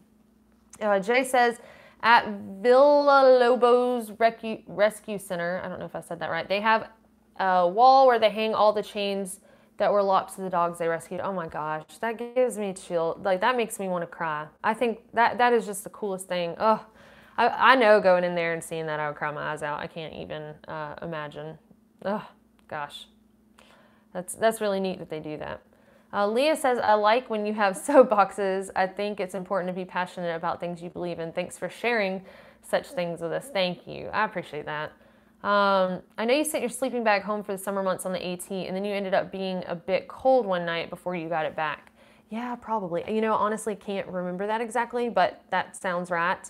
And then I bet, yes, I think that was, yes, I want to say, was that in Connecticut? I don't even remember what state I was in, but I remember I slept, there were several other people there too. And I think I wore my rain clothes and my pajamas and everything that night. And I think that's when I was like, okay, time to have this thing sent to me. So for sure. And that's also where the InReach, if you have one of those, can come in handy, because instead of having to wait till you get to the next town to get service to message for something, like I was able to message my mom when my filter broke and said, hey, send me a filter to the next town. So it is kind of nice having that ability. But yes, I did do that. Let's see. Would you advise sending it ahead, or if you did the AT again, would you keep it with you? Did you send it ahead on either of the other trails? I don't recall you mentioning that in the videos. Okay, so no. The AT is the only one where I sent a sleeping bag ahead, and that I would recommend that in the least. I mean, you'll know when you're out there, and some people get warmer rated sleeping bags instead of just sleeping with a fleece liner. So I just slept with like a fleece liner for a sleeping bag, and that was enough. A lot of people slept with a fleece blanket, but I think it's fine. I could have not waited as long as I did. I could have gotten it back a little bit sooner, but yeah, right after trail days, I think, when I went home for trail days, I think I went ahead and just took the fleece liner back out there. And then, I mean, I would say, I don't remember exactly where it was, but I want to say it was like Connecticut that I was like, okay, I had a chilly night. So, even if it was for a month, it would be worth it to me just to save some weight. So on the AT, yes, I think sending it ahead is fine. And you could put it in a bounce box. You could put it in a box that's flat rate that you bounce ahead from town to town. You know, if you think like, yeah, I might be wanting to transition soon, you know, and as long as you don't open that box and you keep bouncing it from a post office to a post office, then you don't have to pay for it to be sent each time. So, so anyway, yeah, on the PCT and the CDT, I would not recommend that because you just don't know what the weather's going to do out there. Loy says, that's very nice of you to be a foster. How is Hank doing? Hank is doing well. So Hank, it was crazy because when I got, about said Fancy and Beauty look so much alike. When I got Beauty, she had just been spayed. Well, I found on Hank, I was over at my mom's for like Sunday dinner, and I found, well, Montana found a little place on his pee-pee, and he's my 12-year-old dog. So Montana found a little place. He was like rolled over on his back, and on the outside it had a little boo-boo on it. And so I was like, oh, I better get him taken to the vet just to look at that, make sure it's nothing like some skin cancer on his down there area. And he had not been neutered. For some reason, when I was 20, 21 years old and got Hank, I decided that I couldn't have a dog named Hank and take away his manhood. You know, I just like felt bad for him. And, you know, that's the mindset of a 20, 21-year-old. And now that I'm like 32, I'm like, you know, it is pretty much proven that male dogs are healthier and that you mitigate a lot of the risk for like prostate cancer and, you know, cancer dealing with down there. And so I probably should have had that done. And I mean, unless I was going to breed him or something like that, which I don't want to bring more dogs into the world. You know, I'm already trying to rescue the ones that folks don't take care of now, right? So, so I don't know. I should have had it done a long time ago, and I didn't because he was kept inside all the time. So I wasn't really worried about him, you know, going and being a ladies' man around everywhere or anything like that.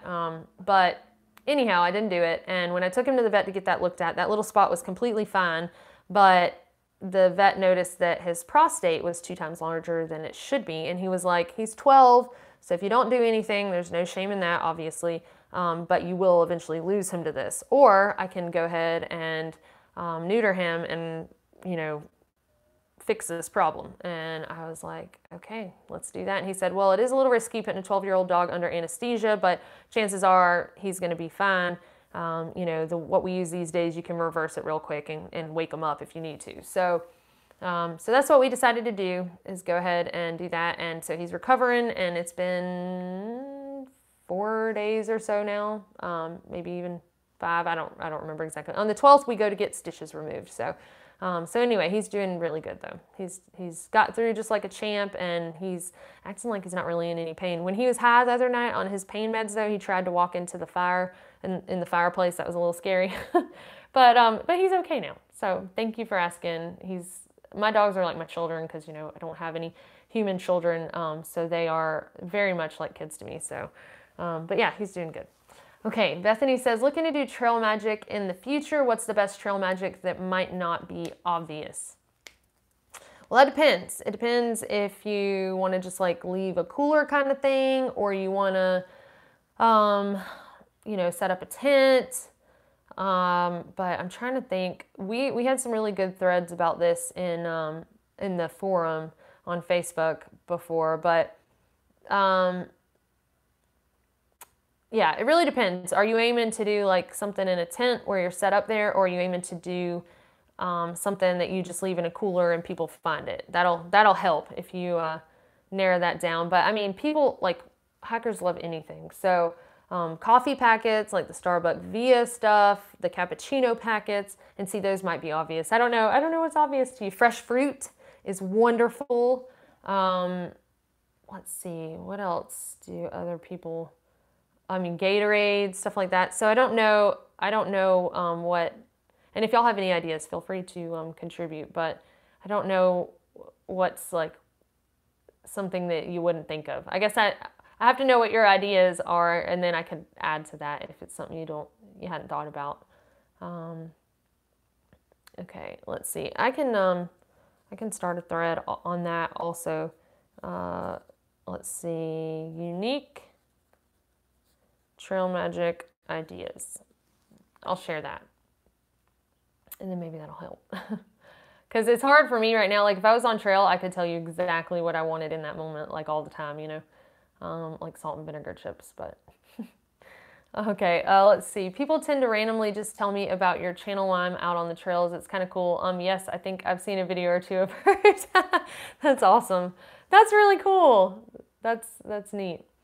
Brent says, hello, what do you do to deal with, oh, sorry. How do you deal with loneliness on the trail? Thinking of doing the JMT this summer and concerned about anxiety and fear.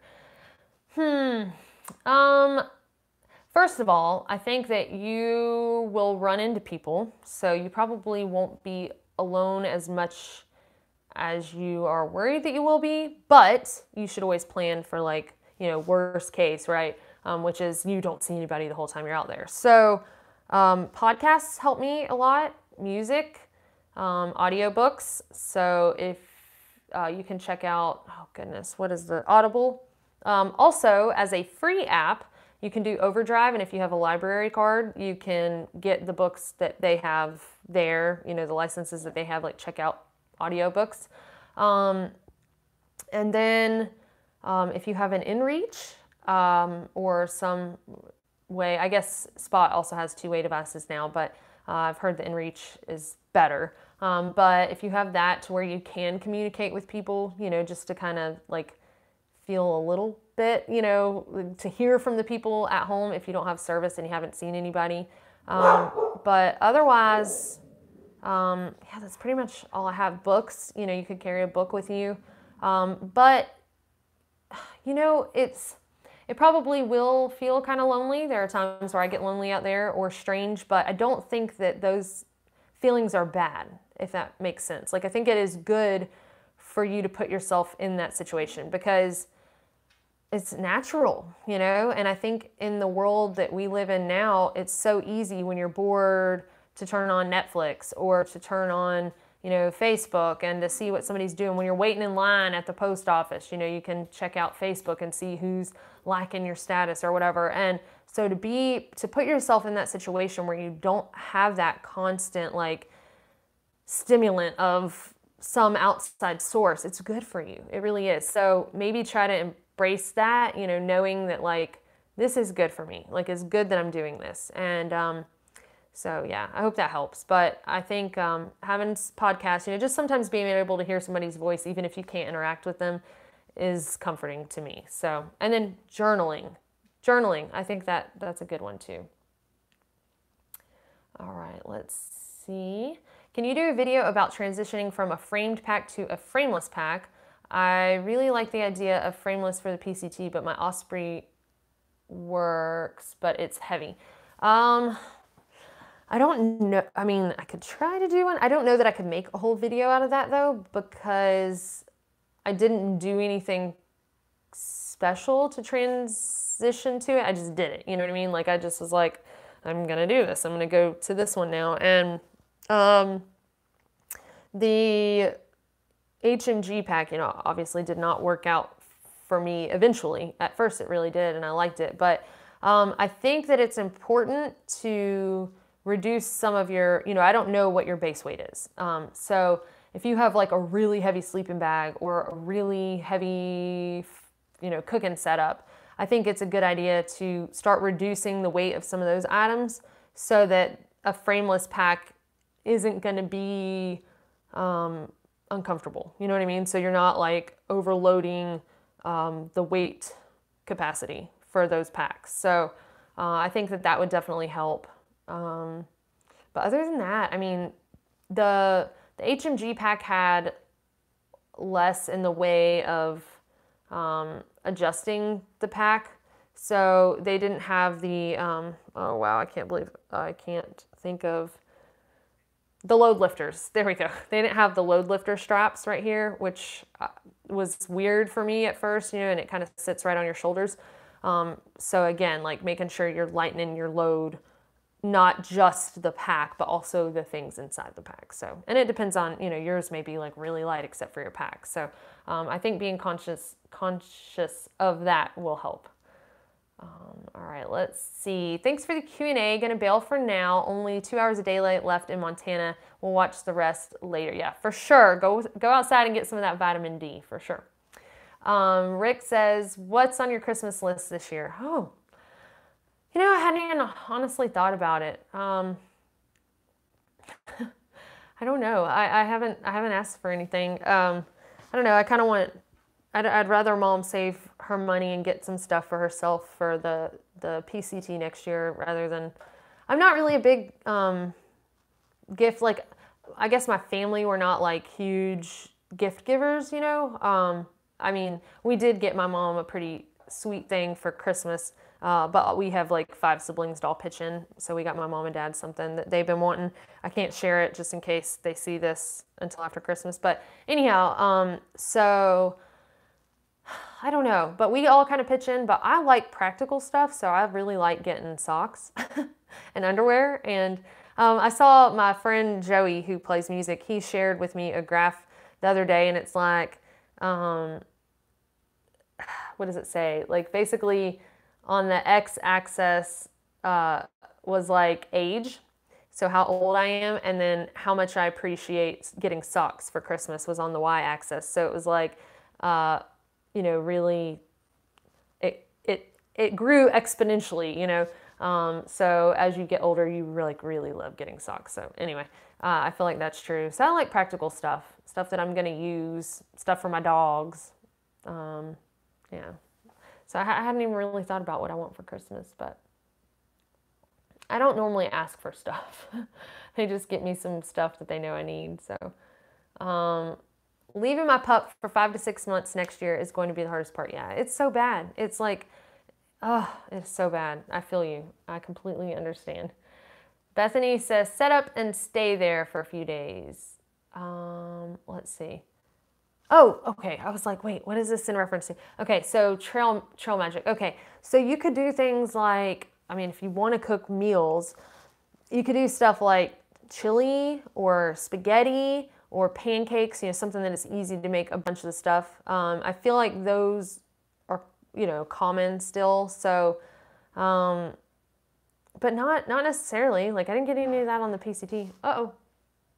One of the dogs is coughing or something. But, yeah, so I'll start a thread for that. So you're going to set up and stay for a few days, and we want to know unique trail magic ideas. Okay, so I'll set up a little thread for that on Patreon, and you know, if anyone wants to contribute some ideas, that would be great. Robert says, hi Dixie, I can only pop in for a minute to say hello. I'm glad you're here, and I'm glad that we fixed the bug so that you can join now. Jay says, someone brought a box of individual electrolyte drink mixes. Super nice. Yes, that is, because then you can mix it up whenever you want to. So there you go. That's a good one. I'll tell you, this stuff called Zip Fizz, it's really good. Mark says, what was your favorite trail town on the AT in the Georgia, North Carolina, or Tennessee area? I've had this crazy idea of moving to a trail town on the AT. Man, you're asking me to dig back like 3 years or even further, a little over 3. I mean, I know Hot Springs, North Carolina was really cool. You know, I'm trying to think of all the trail towns. I mean, Georgia, Hiawassee, you know, is nice, but they've got a hostel that I guess it's still open. I wouldn't love with top of Georgia, but anyway, I won't go into that rant. Let's see. Hiawassee is pretty nice though. I didn't go into what's the little town, like the little German town? I can't even, Helena. I didn't go into, or is it Helena? No, that's Montana. Helen, Georgia. I didn't go there. I'm going to have to think about this, Mark, and get back with you. Let's see. Trail town, AT, Georgia to Tennessee. All right, yeah, I'll have to get back with you on that one. But I did write a good bit on my blogs about certain trail towns and stuff like that. So, but yeah, I'll get back to you on that one because I'm gonna have to think about it. I don't want to tell you something, and if this is a big deal, like you might move there, you know, I need to be thorough with my decision here. So, Okay, let's see. Ed says JMT is well-traveled trail. So there, yeah, it really is. It is a well-traveled trail. So you probably see maybe people there to help with loneliness for sure. But I think it's always good to if you were completely alone, would just still go. And I think that you should, and I don't think that you will be completely alone the whole time, but like you should always plan for the worst case, right? So, okay, let's see. I loved your recent video on your daily routine, and I can't wait to see Perk and his coffee making process. Thank you guys. Yeah, I need to message him about that and be like, Sue, Perk, do you want to do this video together? And see if he will. But I mean, I know what he did, so, but he's like the expert, so I mean, I could share it myself, but like, you know, Perk's good at talking about stuff like that. And like he measured the temperature of the coffee when he was on the PCT and stuff. So let's see. And thank you though. I'm glad you liked the video. Yeah, I mean, people wanted to know like what's your daily routine. So I shared it. I didn't know that anybody would want to see that, but I guess if you haven't done it and you only see little bits of different days, it's good to know like, okay, what is the actual routine? So it makes sense. Do you use the bandana that you keep in your pot for drying it? If so, when do you dry that bandana, or does it get gross towards the end? Yeah, it does get a little grody. If it's getting pretty gross in a stretch, I'll rinse it out with water and then like hang it on my pack to dry one day or something. But most of the time I just kind of wait until, you know, the next town. But I'll dry it, and then, you know, at lunch the next day or something, I'll lay it out in the sun so it dries completely, usually each day at lunch, unless of course it's raining or something like that. Of course, when I get done with lunch, if I rinse out my pot, I dry it, but like it's dry at some point at lunch. So it's, you know, I feel like the sun kind of kills the grossness a little bit, but let's see. I used my camp towel that I keep in there for that purpose, and it wasn't in very nice shape after I left it that way for a week. Yeah, they get a little grody, but you know, after a week, it's good. So I would just suggest like rinsing it off with some water and then hang it on your pack while you're hiking, or at lunch, you know, lay it out and let it dry real good. Once a day, usually that'll help. Rick says, can you talk us through how you research a new piece of gear? How do you make the decision? What sources can you trust for real feedback? Okay, so I'm trying to remember the name of it right now because it's been a while. Like I haven't researched a whole lot of gear since I've been home. Let me see if I just go like top. There is a website. Sorry, I'm looking at my computer right now if y'all are wondering what in the world I'm doing. No. Okay, here we go. I'm trying to remember the name of it. Is it like outdoor? Let's see. Gear. Top backpacking. Gear. Maybe that'll help. No, I see. Okay, Outdoor Gear Lab. There we go. So that is something that I used when I was researching like different layers to sleep in. I also looked at it for, might have even been the Assax. I don't know. But they have like, here we go, men's, women's, footwear, camp, hike, climb, bike, snow, paddle, fitness, travel. They have like all these different things. They go out there and test them and then give their reviews on them. So that's kind of like, I might start there and just see, okay, what is like, let me click on women's. I wish I could show you all this, but okay, best women's down jacket of 2018. All right, and then they said that it is, all right, the editor's choice. So they have editor's choice. Mountain Hardwear Ghost Whisper Down Hooded Women's. Look at that. Then the top pick, it looks like maybe they're tied, was Arc'teryx Cerium SV Hoodie Women's. And then, is that Rab? Yeah, Rab Microlight Alpine Jacket Women's. So those, you know, were like the top picks. So I use Outdoor Gear Lab. Also, I'll look, you know, before I did the PCT, I would just search PCT gear lists and see what came up. And so if other people's gear lists popped up, I saw what they said about them. So people who have successfully done what I want to do, right? I'll look at what they did. Also, like I was talking about in that backpacking forum, I might just post a question and say, hey, what's your favorite sleeping bag? Or, you know, what's, just like ask stuff like that. Has anyone used this and what are your thoughts on it? And so I'll use Facebook forums and then just, you know, Googling. And then also if it's available on Amazon, of course, you can read reviews there. People who are wearing this stuff or using the same gear are usually doing the things that you're doing, right? So, and the reviews are pretty good. Some people really pride themselves in leaving reviews and having them be very informative. So that's kind of what I do. And then I narrow it down. You know, when I was looking at tents, when I was trying to decide between the Z-Packs and I was thinking about getting the, what was it? The HMG, I believe it was, tent. And then there was also a So Long, I think it was light hard gear, the So Long tent. I looked at how much they weighed. That's also a big factor for me, how much something weighs. And with the tent, I looked at what was going to be the easiest setup. And watching the HMG setup, I was just like, oh, it has too many parts. Like, I feel like there are too many steps. And, you know, for the weight, I really couldn't beat the duplex. So that's kind of my process. I hope that makes sense. It's not necessarily like step 1, do this, step 2, do this, but those are the things I kind of look at and that I consider. So hopefully that helps a little bit. Okay, let's see. Mark says, I've kayaked the French Broad and put in on the river at Hot Springs. Okay, cool. So you've been in Hot Springs.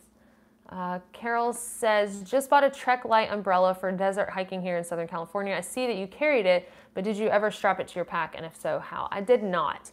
I like having it, I like holding it because I normally collapse one trekking pole, put it in my pack, and then I carry the umbrella because I feel like the wind can shift so easily out in the desert, and I like to be able to point it into the wind real quick. So if it's real gusty, that way it doesn't, you know, invert it and flip it open. And I feel like if it's on your shoulder, you can't do that as easily. Also, if you're on a lot of switchbacks, to me, sometimes I'll switch back and then, you know, it's not covering me as well. So I feel like I'd have to constantly play with it on my shoulder anyway. So I just never fooled with it. Now, there may be somebody who's like, no, it was so much easier on the shoulder. I got all of those issues figured out, whatever, but I just never had the desire to strap it to my shoulder. So I didn't, but I know that there are a lot of people who have. And if you Google hiking with an umbrella, there are some articles where people have written things about how they attach it and why they liked it so much. So, because I saw those when I was researching whether to get an umbrella or not for my trip. So Mark says, no pressure, Dixie. Just my future life is in your hands. Thank you. I don't feel pressured at all. Ed says, love to see Q&A with all 3 of you. Oh, me and Perk and Aaron? We might could do something like that. Diana says, vote for Perk. Let's see. Rob says, I am looking for the best section in Wyoming to do 2 weeks of water catching in Wyoming CDT. Let's see. Another THRU-HIKER suggesting between Steamboat and Rawlins, especially near the state line. All right, let's see. This best section in 2 weeks.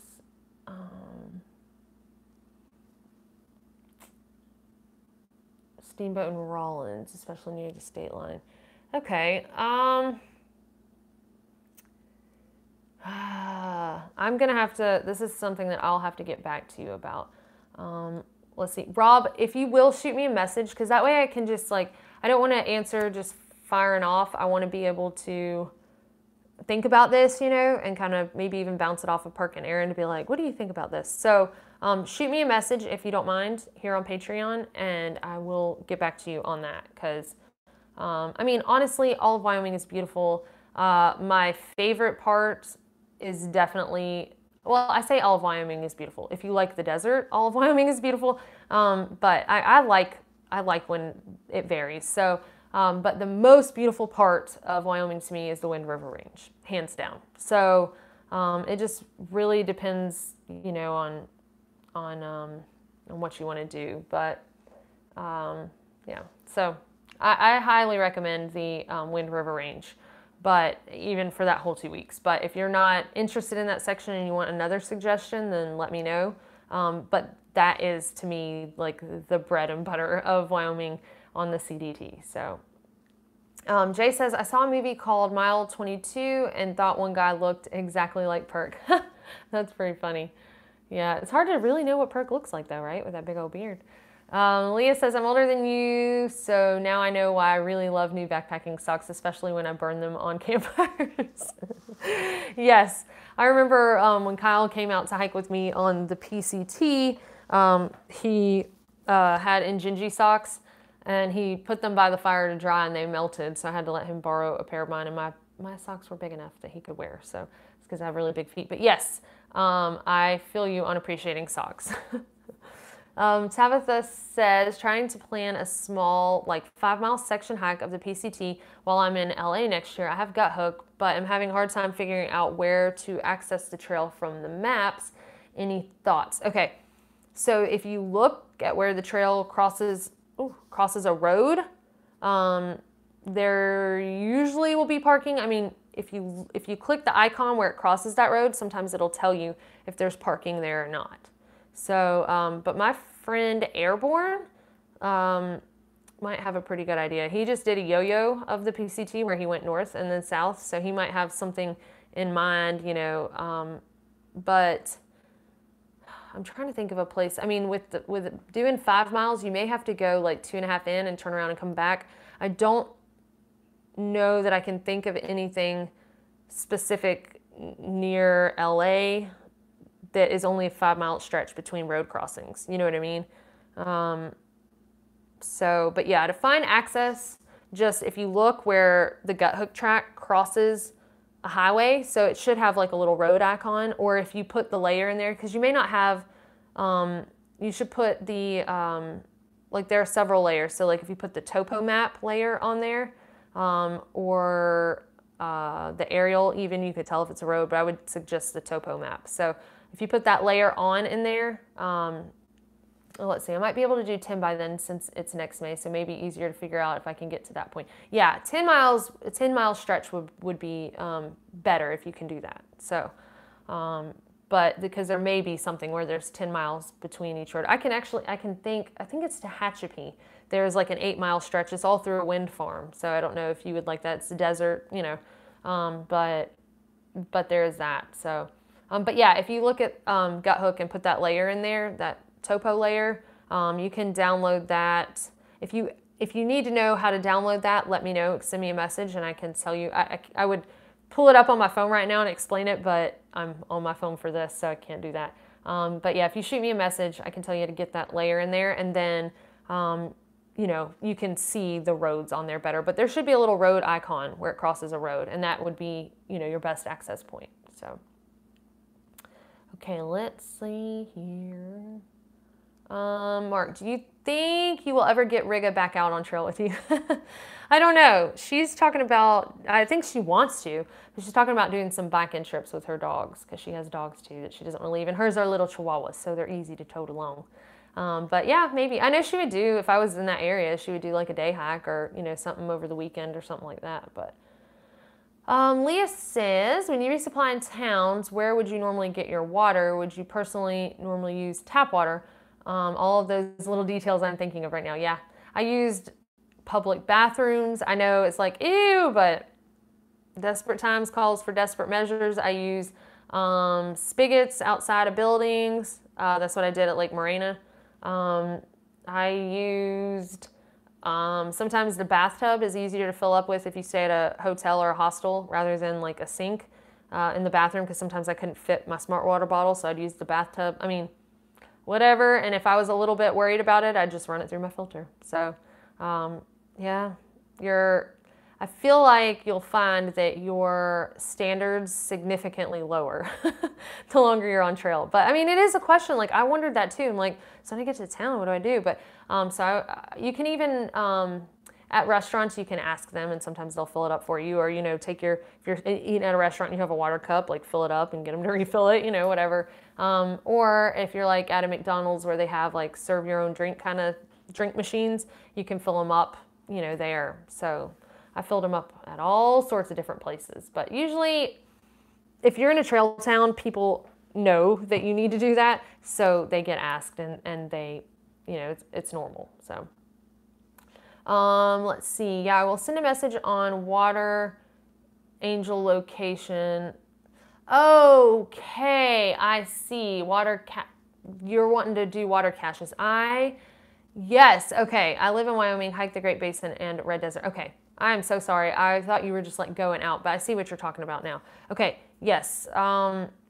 Rawlins, going into Rawlins, there were a lot of, there was actually a road walk stretch. That's where all those people were giving out Gatorade and all that stuff. So that one was pretty well manned this past year, but once they finish building that road, I don't think that it'll be that way anymore. So, because it was all the construction workers. But yeah, shoot me a message and I'll kind of bounce the idea around.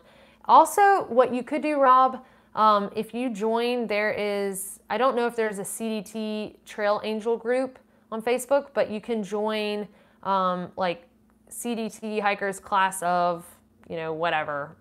Or you can even go on to the class of 2018 and ask, like, where would you have appreciated some water caches?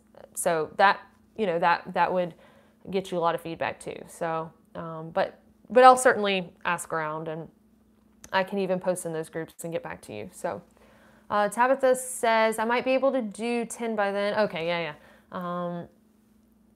Yeah, cool. Okay, well, that's the last question we have right now. I'm going to pull up Patreon because there were a couple of questions from people who weren't going to be able to make it. So I want to make sure I get their questions in too.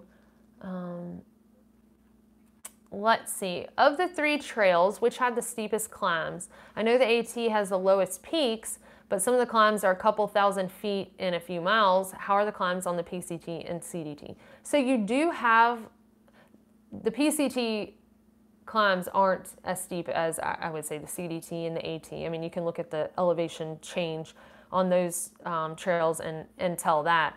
But the CDT, some of those peaks in Colorado, it was just like straight up. I say that, but on the PCT, you do have the passes that you go over, like in the Sierra Nevada and in the Cascades, that can be steep. So it's just, they believe in switchbacks a lot out there, it seems like. So I would say the steeper, in order though, probably go from the AT to the CDT and then to the PCT. But the AT would be the steepest because I never had to do hand-over-hand climbing, I felt like, on the CDT or the PCT, but the AT, there were times where it was like using my hands and my feet to climb. And sometimes there are ladders even that are built to help you get up over steep rock and stuff like that. So yeah, for sure the AT. The PCT, like I said, they really believe in switchbacks, and the CDT definitely has some switchbacks, but you know, maybe not as much as the PCT, I would say. Let's see. What are the 2 to 3 things you most miss from being on the trail, and what are the 2 to 3 things you most love about being off trail? This is a good one. About being on trail, I really miss just like the serenity, you know, the peace of it, not having messages and phone calls and emails and all that stuff. You know, you're just like out of touch. Like nobody can access you. I mean, I did have the InReach, but like I had to push a button to check for messages on that. So just being able to be in complete silence if I wanted to is definitely one thing. I also miss like the physical reward of being out there and the mental reward of accomplishing a big goal every day, 20 miles or whatever that goal was. You know, lately I haven't been as physical as I need to be. So I'm going to start getting out more with Fancy, and Mom and I have been walking some with Fancy, but I want us to start hitting some trails. So, but so I would say that's probably what I miss, and the stars, like just at night, seeing the stars if I cowboy camp. That's one thing I didn't love about the duplex. You know, it's single wall, so there wasn't like a netted body of the tent, and then the rain fly, so I had to open it up and put my head over to where I could see out. So yeah, just the beauty of nature, being out there and seeing all the little critters and stuff like that. But what are 2 to 3 things that I love about being off trail? Flushing toilets, that's amazing. That's so great. My bed and my dogs, I miss them so much. So yeah, that's probably it. Okay, let's see if anybody up here is, okay, I'm in the LA area and would be happy to talk to Tabitha. Cool! There we go, that's awesome. Okay, so Tabitha, if you, or Carol, if y'all want to chat, I don't know if Patreon, unless y'all send messages together, but I will write your names down, and if what I'll do is I should have your email I should have your email, Carol, so I can look up your email, and if it's okay with you, I will send it to Tabitha. So let me put send email. I mean, you said that you'd be willing to chat with her, so I assume that's okay. Okay, sure, perfect. Okay, good. All right, sweet, great. See, this is what I love, this community and networking and stuff. So, because like I want to have all the answers. Like I wish I was like, heck yeah, I know exactly where you can do a 10-mile stretch, but like I really have to think back, and I was only there for one time, just like when I passed through. But I wish that I immediately had that information. I'm happy to find it for you, but like knowing that a local there can help you, oh, that's just so awesome. So cool. Thank you for that, Carol. And yes, I will do that then. Okay, let's see. I'm going to go back to, let's see. John asked, are you still satisfied with your Z-Packs tent? Would you recommend it for the novice backpacker? And then John shared a link, I guess where, I had talked about that before. But let's see. Brian says, just to add, I have the duplex camo and I love mine after about 9 months, 10 or so trips.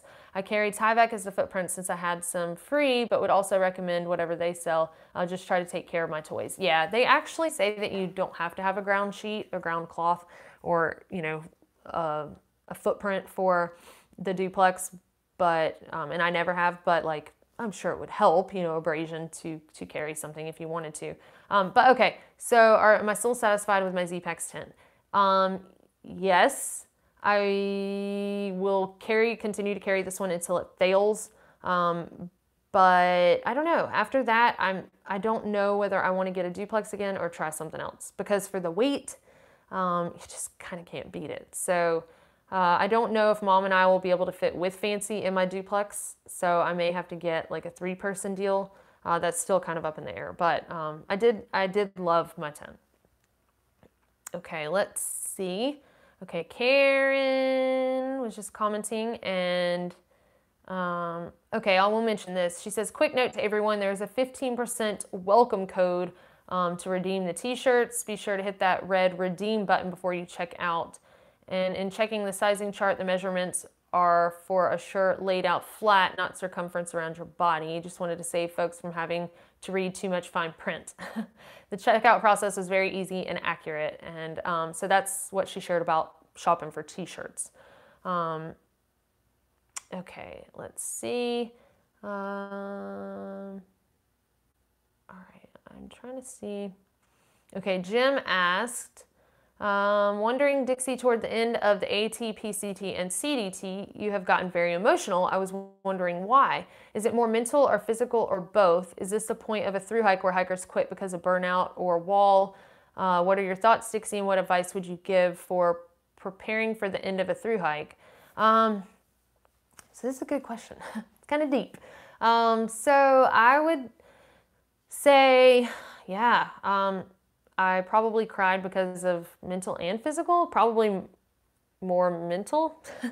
I'm just mental. No, I would say it's just like, I don't know, kind of feeling like I've worked so hard for this moment and now what? and now what? Because now this is about to be over, and it's something that I've wanted so bad, and here it is. And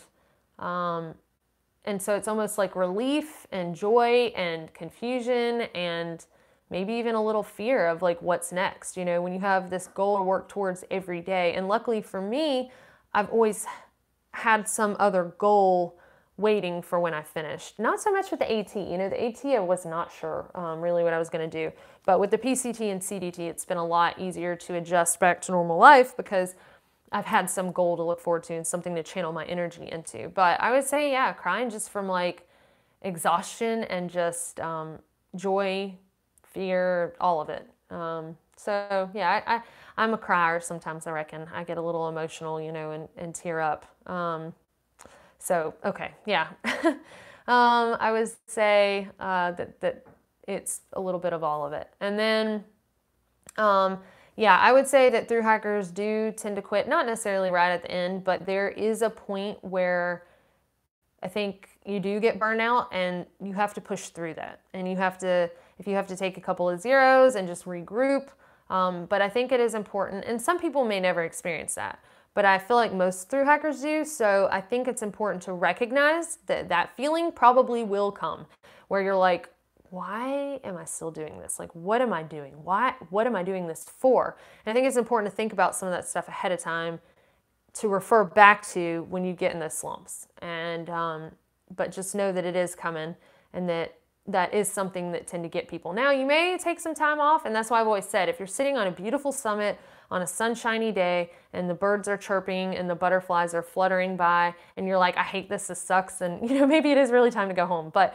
don't quit on a bad day. And I think it's important to know that there will be bad days, and that thought could potentially cross your mind, but just don't be too quick with it. So, okay. And habits on the trail you do at home now. I can't really, I don't know. I think trying to stay positive, you know, I try to and like in general, the lessons that I've learned from the trail, like don't get angry about things that you can't change. Don't waste time on things that you can't change. I think trying to pull some of those lessons from the trail. So maybe not habits, but just like lessons that I try to bring over. But yeah, those are good questions. And then let's see, are you ready to talk more about your next adventure? Which, you know, yeah, if anyone has any specific questions, but my next one will be with Mom next summer, filling in those holes from the PCT.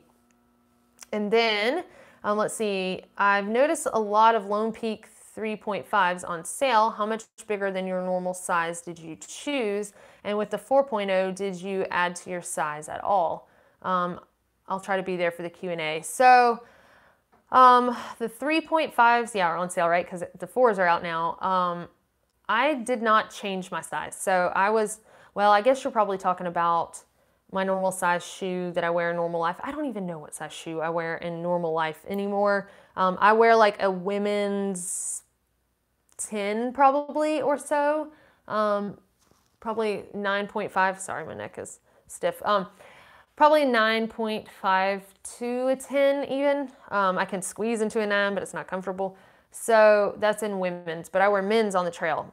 And on the trail, I'm in a men's 11 now. At one point, I think I was like a men's 10 and a half, even maybe 10 and a half, and then I think I went to an 11. But in the Lone Peak 3.5, the 11s were almost a little too tight, but I did not go up. I did not bump up.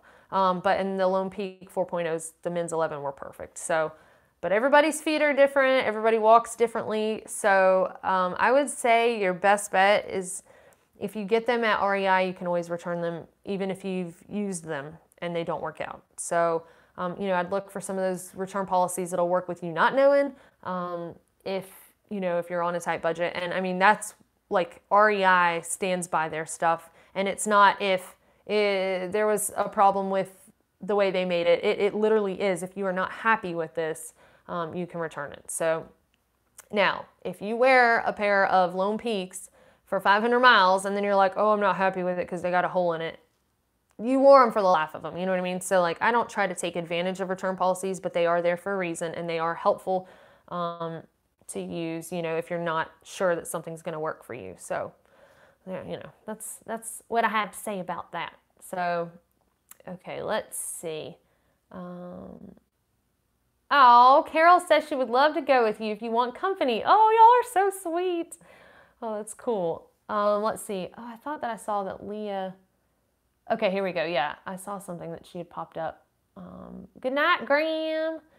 All right, let's see. Leah says, I learned a lot from your last video. My routines still aren't nailed down. I'm always rushing for others' schedules, but it still takes me 2 hours in the morning from wake up to walking.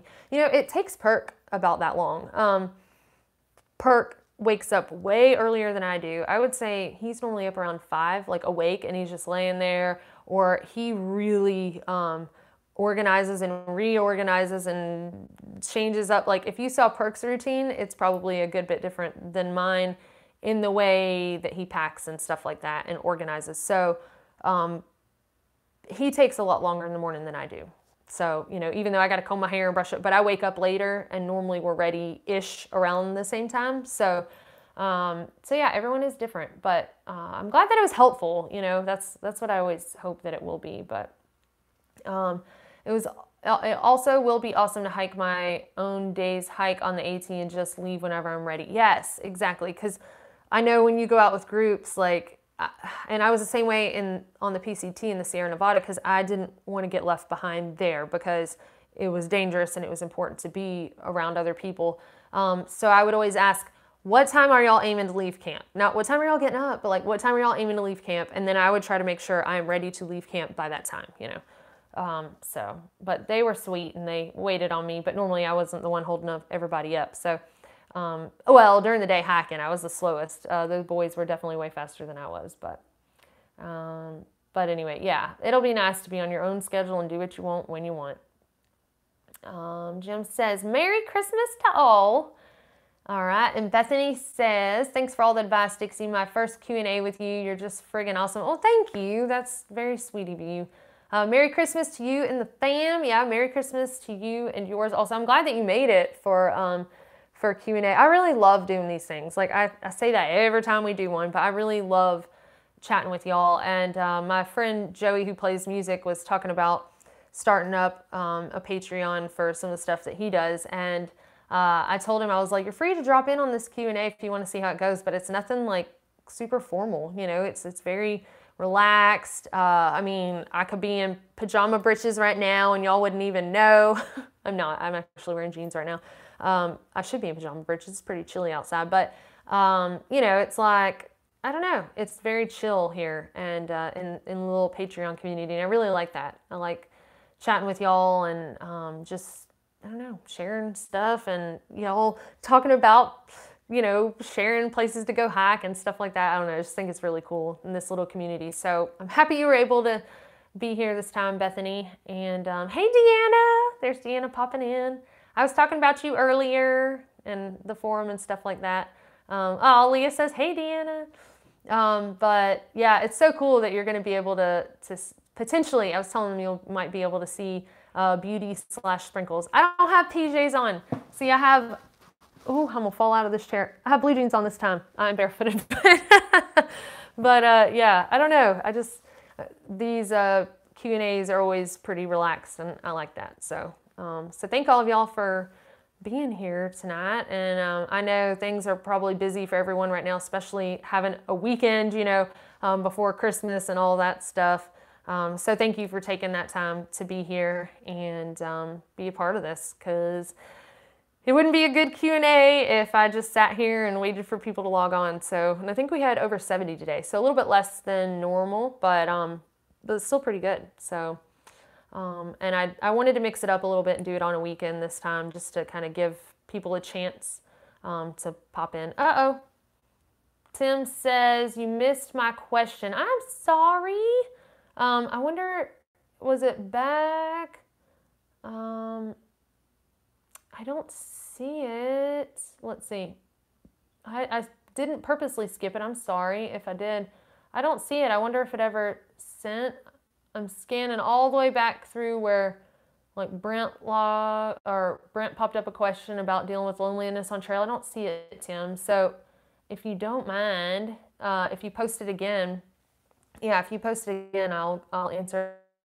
I never, like I've told people, I never intentionally skip questions. So if I don't want to answer something because I feel like it's too, political, personal, yada yada, I will tell you.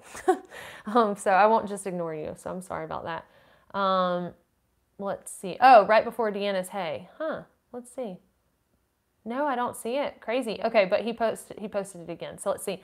When you were hiking up those steep trails in Colorado, how was your respiration? Did you have to stop and catch your breath much, or were you able to just push through? Yes, I had to stop and catch my breath. There are people who can push through. I don't know if I've ever told y'all this, but when I was a little girl, I had asthma, and I had like a couple different inhalers, and I had to do the nebulizer thing, and I mean, you can say what you want about it, but my mom was like, I don't know, I became more and more dependent on those, and like they gave me a note that I didn't have to participate at PE anymore, and my mom just felt like it was getting worse and worse, and obviously she made the right choice, but she kind of started, I'm not recommending you to do this with your children. I'm not a doctor, I'm not giving medical advice, but all I'm telling you is that she started weaning me off of that slowly, and off those medications. She made me get my butt back in PE and start participating, and she actually got me a trampoline out in the backyard, like a big old trampoline for me to jump on, and I'm not on any inhalers or anything like that now. I don't have an issue with asthma. I don't know if that's something that children can get temporarily, or maybe they did misdiagnose me. I don't know. All I'm telling you is that I was diagnosed by a doctor with asthma when I was little, and I don't have it anymore. So anyway, but I don't know, so I can't tell you if my lungs are as strong as other people's or not, or what, but I did have to stop. I feel like I don't push through uphills as well as other people do that I hike with, whether it's guys, girls. I am pretty slow on uphills. I don't know if that's just I'm being a baby or that's just the way I have to do it, but I am rather slow on uphills, and I do stop and I do catch my breath. I always try to push myself a little bit harder though, on the days that I'm feeling like positive and strong and whatever, I try to go, no, you don't have to stop right now. Like you're just telling yourself you have to. But yeah, even on the through hike, I have not just typically powered up hills, unless there's like a hamburger waiting in town and they close at a certain time. I find more gumption and motivation at that point. But yeah, so don't feel bad. Like if you're a person that has to stop and breathe 100 times on that uphill, don't feel bad. You're out there doing it. So I'm not saying that you feel like that, but yeah, I did have to stop and catch my breath. So Mark says, thanks as always for the Q&A, Dixie. Please keep us posted about your upcoming speaking engagements. Yes, so the guy that asked me to come speak at the private college in South Carolina says that it is a public event. So I'll post that probably on social media at some point, but I'll share it here on Patreon too for those of y'all that are in the area. I am so nervous about that, but I'm like good nervous, it's like a new step, and I'm excited to prepare a talk for that. So that'll be, I think it's going to be on Pi Day, March 14th, but anyhow, Ed says, good choice, Mom. Rick says, you aren't a doctor, but you camped last night in the bushes in front of a Holiday Inn. Exactly. And I've camped by Walmart, and I've camped a lot of places, but yes, exactly. Now you're a triple crowner. Good choice, Mom. Yeah, exactly. Yeah, my mom's pretty awesome, I have to say. I don't know if I told y'all, but we went to the doctor, I think I did last Q&A maybe, and she has plantar fasciitis, so I think it's not funny, of course, but yeah, I just think it's not even the definition of ironic, right? Like Alanis Morissette wasn't actually ironic in her song Ironic, but anyway, so yeah, she's going to be working on some of that too. I got her some insoles like the ones I had, and she says that they're helping, and she's been doing some other stuff, but yeah, she's getting pretty excited about next summer, and I don't think that, I think she would cut her foot off that has plantar fasciitis before she would let it stop her. Let's see. Has any of your friends or family given you an actual crown in celebration of your achieving the triple crown? No, they haven't. But my family did make me a cake They did make a cake and put a picture of me on there, and that was Montana's idea. So they did do that one Sunday dinner. They surprised me with that, but no, I don't have an actual crown. But I mean, I like my Burger King crown. It's special, and I made it, and it's got all the stickers on there, and you know, it's just fitting. So, but anyway, well, if anybody has any other questions, you can post them up. But if not, then I guess we will go our separate ways, and everybody can get back to enjoying their Saturday, and tomorrow's Sunday. So hopefully most of y'all don't have to work. Oh, Leah says it counts. Yeah, I'm gonna frame that thing and put it up on the wall and have it forever. And my kids will be like, my mom's so weird having a Burger King crown up on the wall. But you know, it's special to me. I carried it the last stretch, so it was there through the snow and the misery in that last stretch. So, but anyway, all right, y'all. Well, thank you for tuning in. And I don't know. Let's see. What is today's date? The 8th or something. So I'm trying to see when would be a good idea. I think Aaron is going to. We've talked about this, but I think Aaron is going to do the CDT movie. That'll come out right after Christmas. So I don't know. I'm thinking we might do one more Q&A. Go ahead and do one. I don't know if it'll be like right before Christmas or maybe right after. But we'll go ahead and do another one of those this month. And then, you know, again for the new year, because I know people are so busy. So I want to try to go ahead and hit another one this month for folks that were busy this weekend that can make it. Like if I do it during the week and at night, you know, later. So anyway, all right. Thanks for Q&A. Merry Christmas, Merry Christmas. Yeah, happy Santa Day, happy holidays, Merry Christmas, happy Hanukkah, all that stuff to y'all and your families. If we don't chat before Christmas or the other holidays. So, but yeah, if we don't, then I will chat with y'all after Christmas and probably before the new year for sure. So, okay, guys. Y'all have a good one, and I'll see you later. And thank you again for everything and for being here tonight. And Leah says, have a great day, everyone. All right, y'all.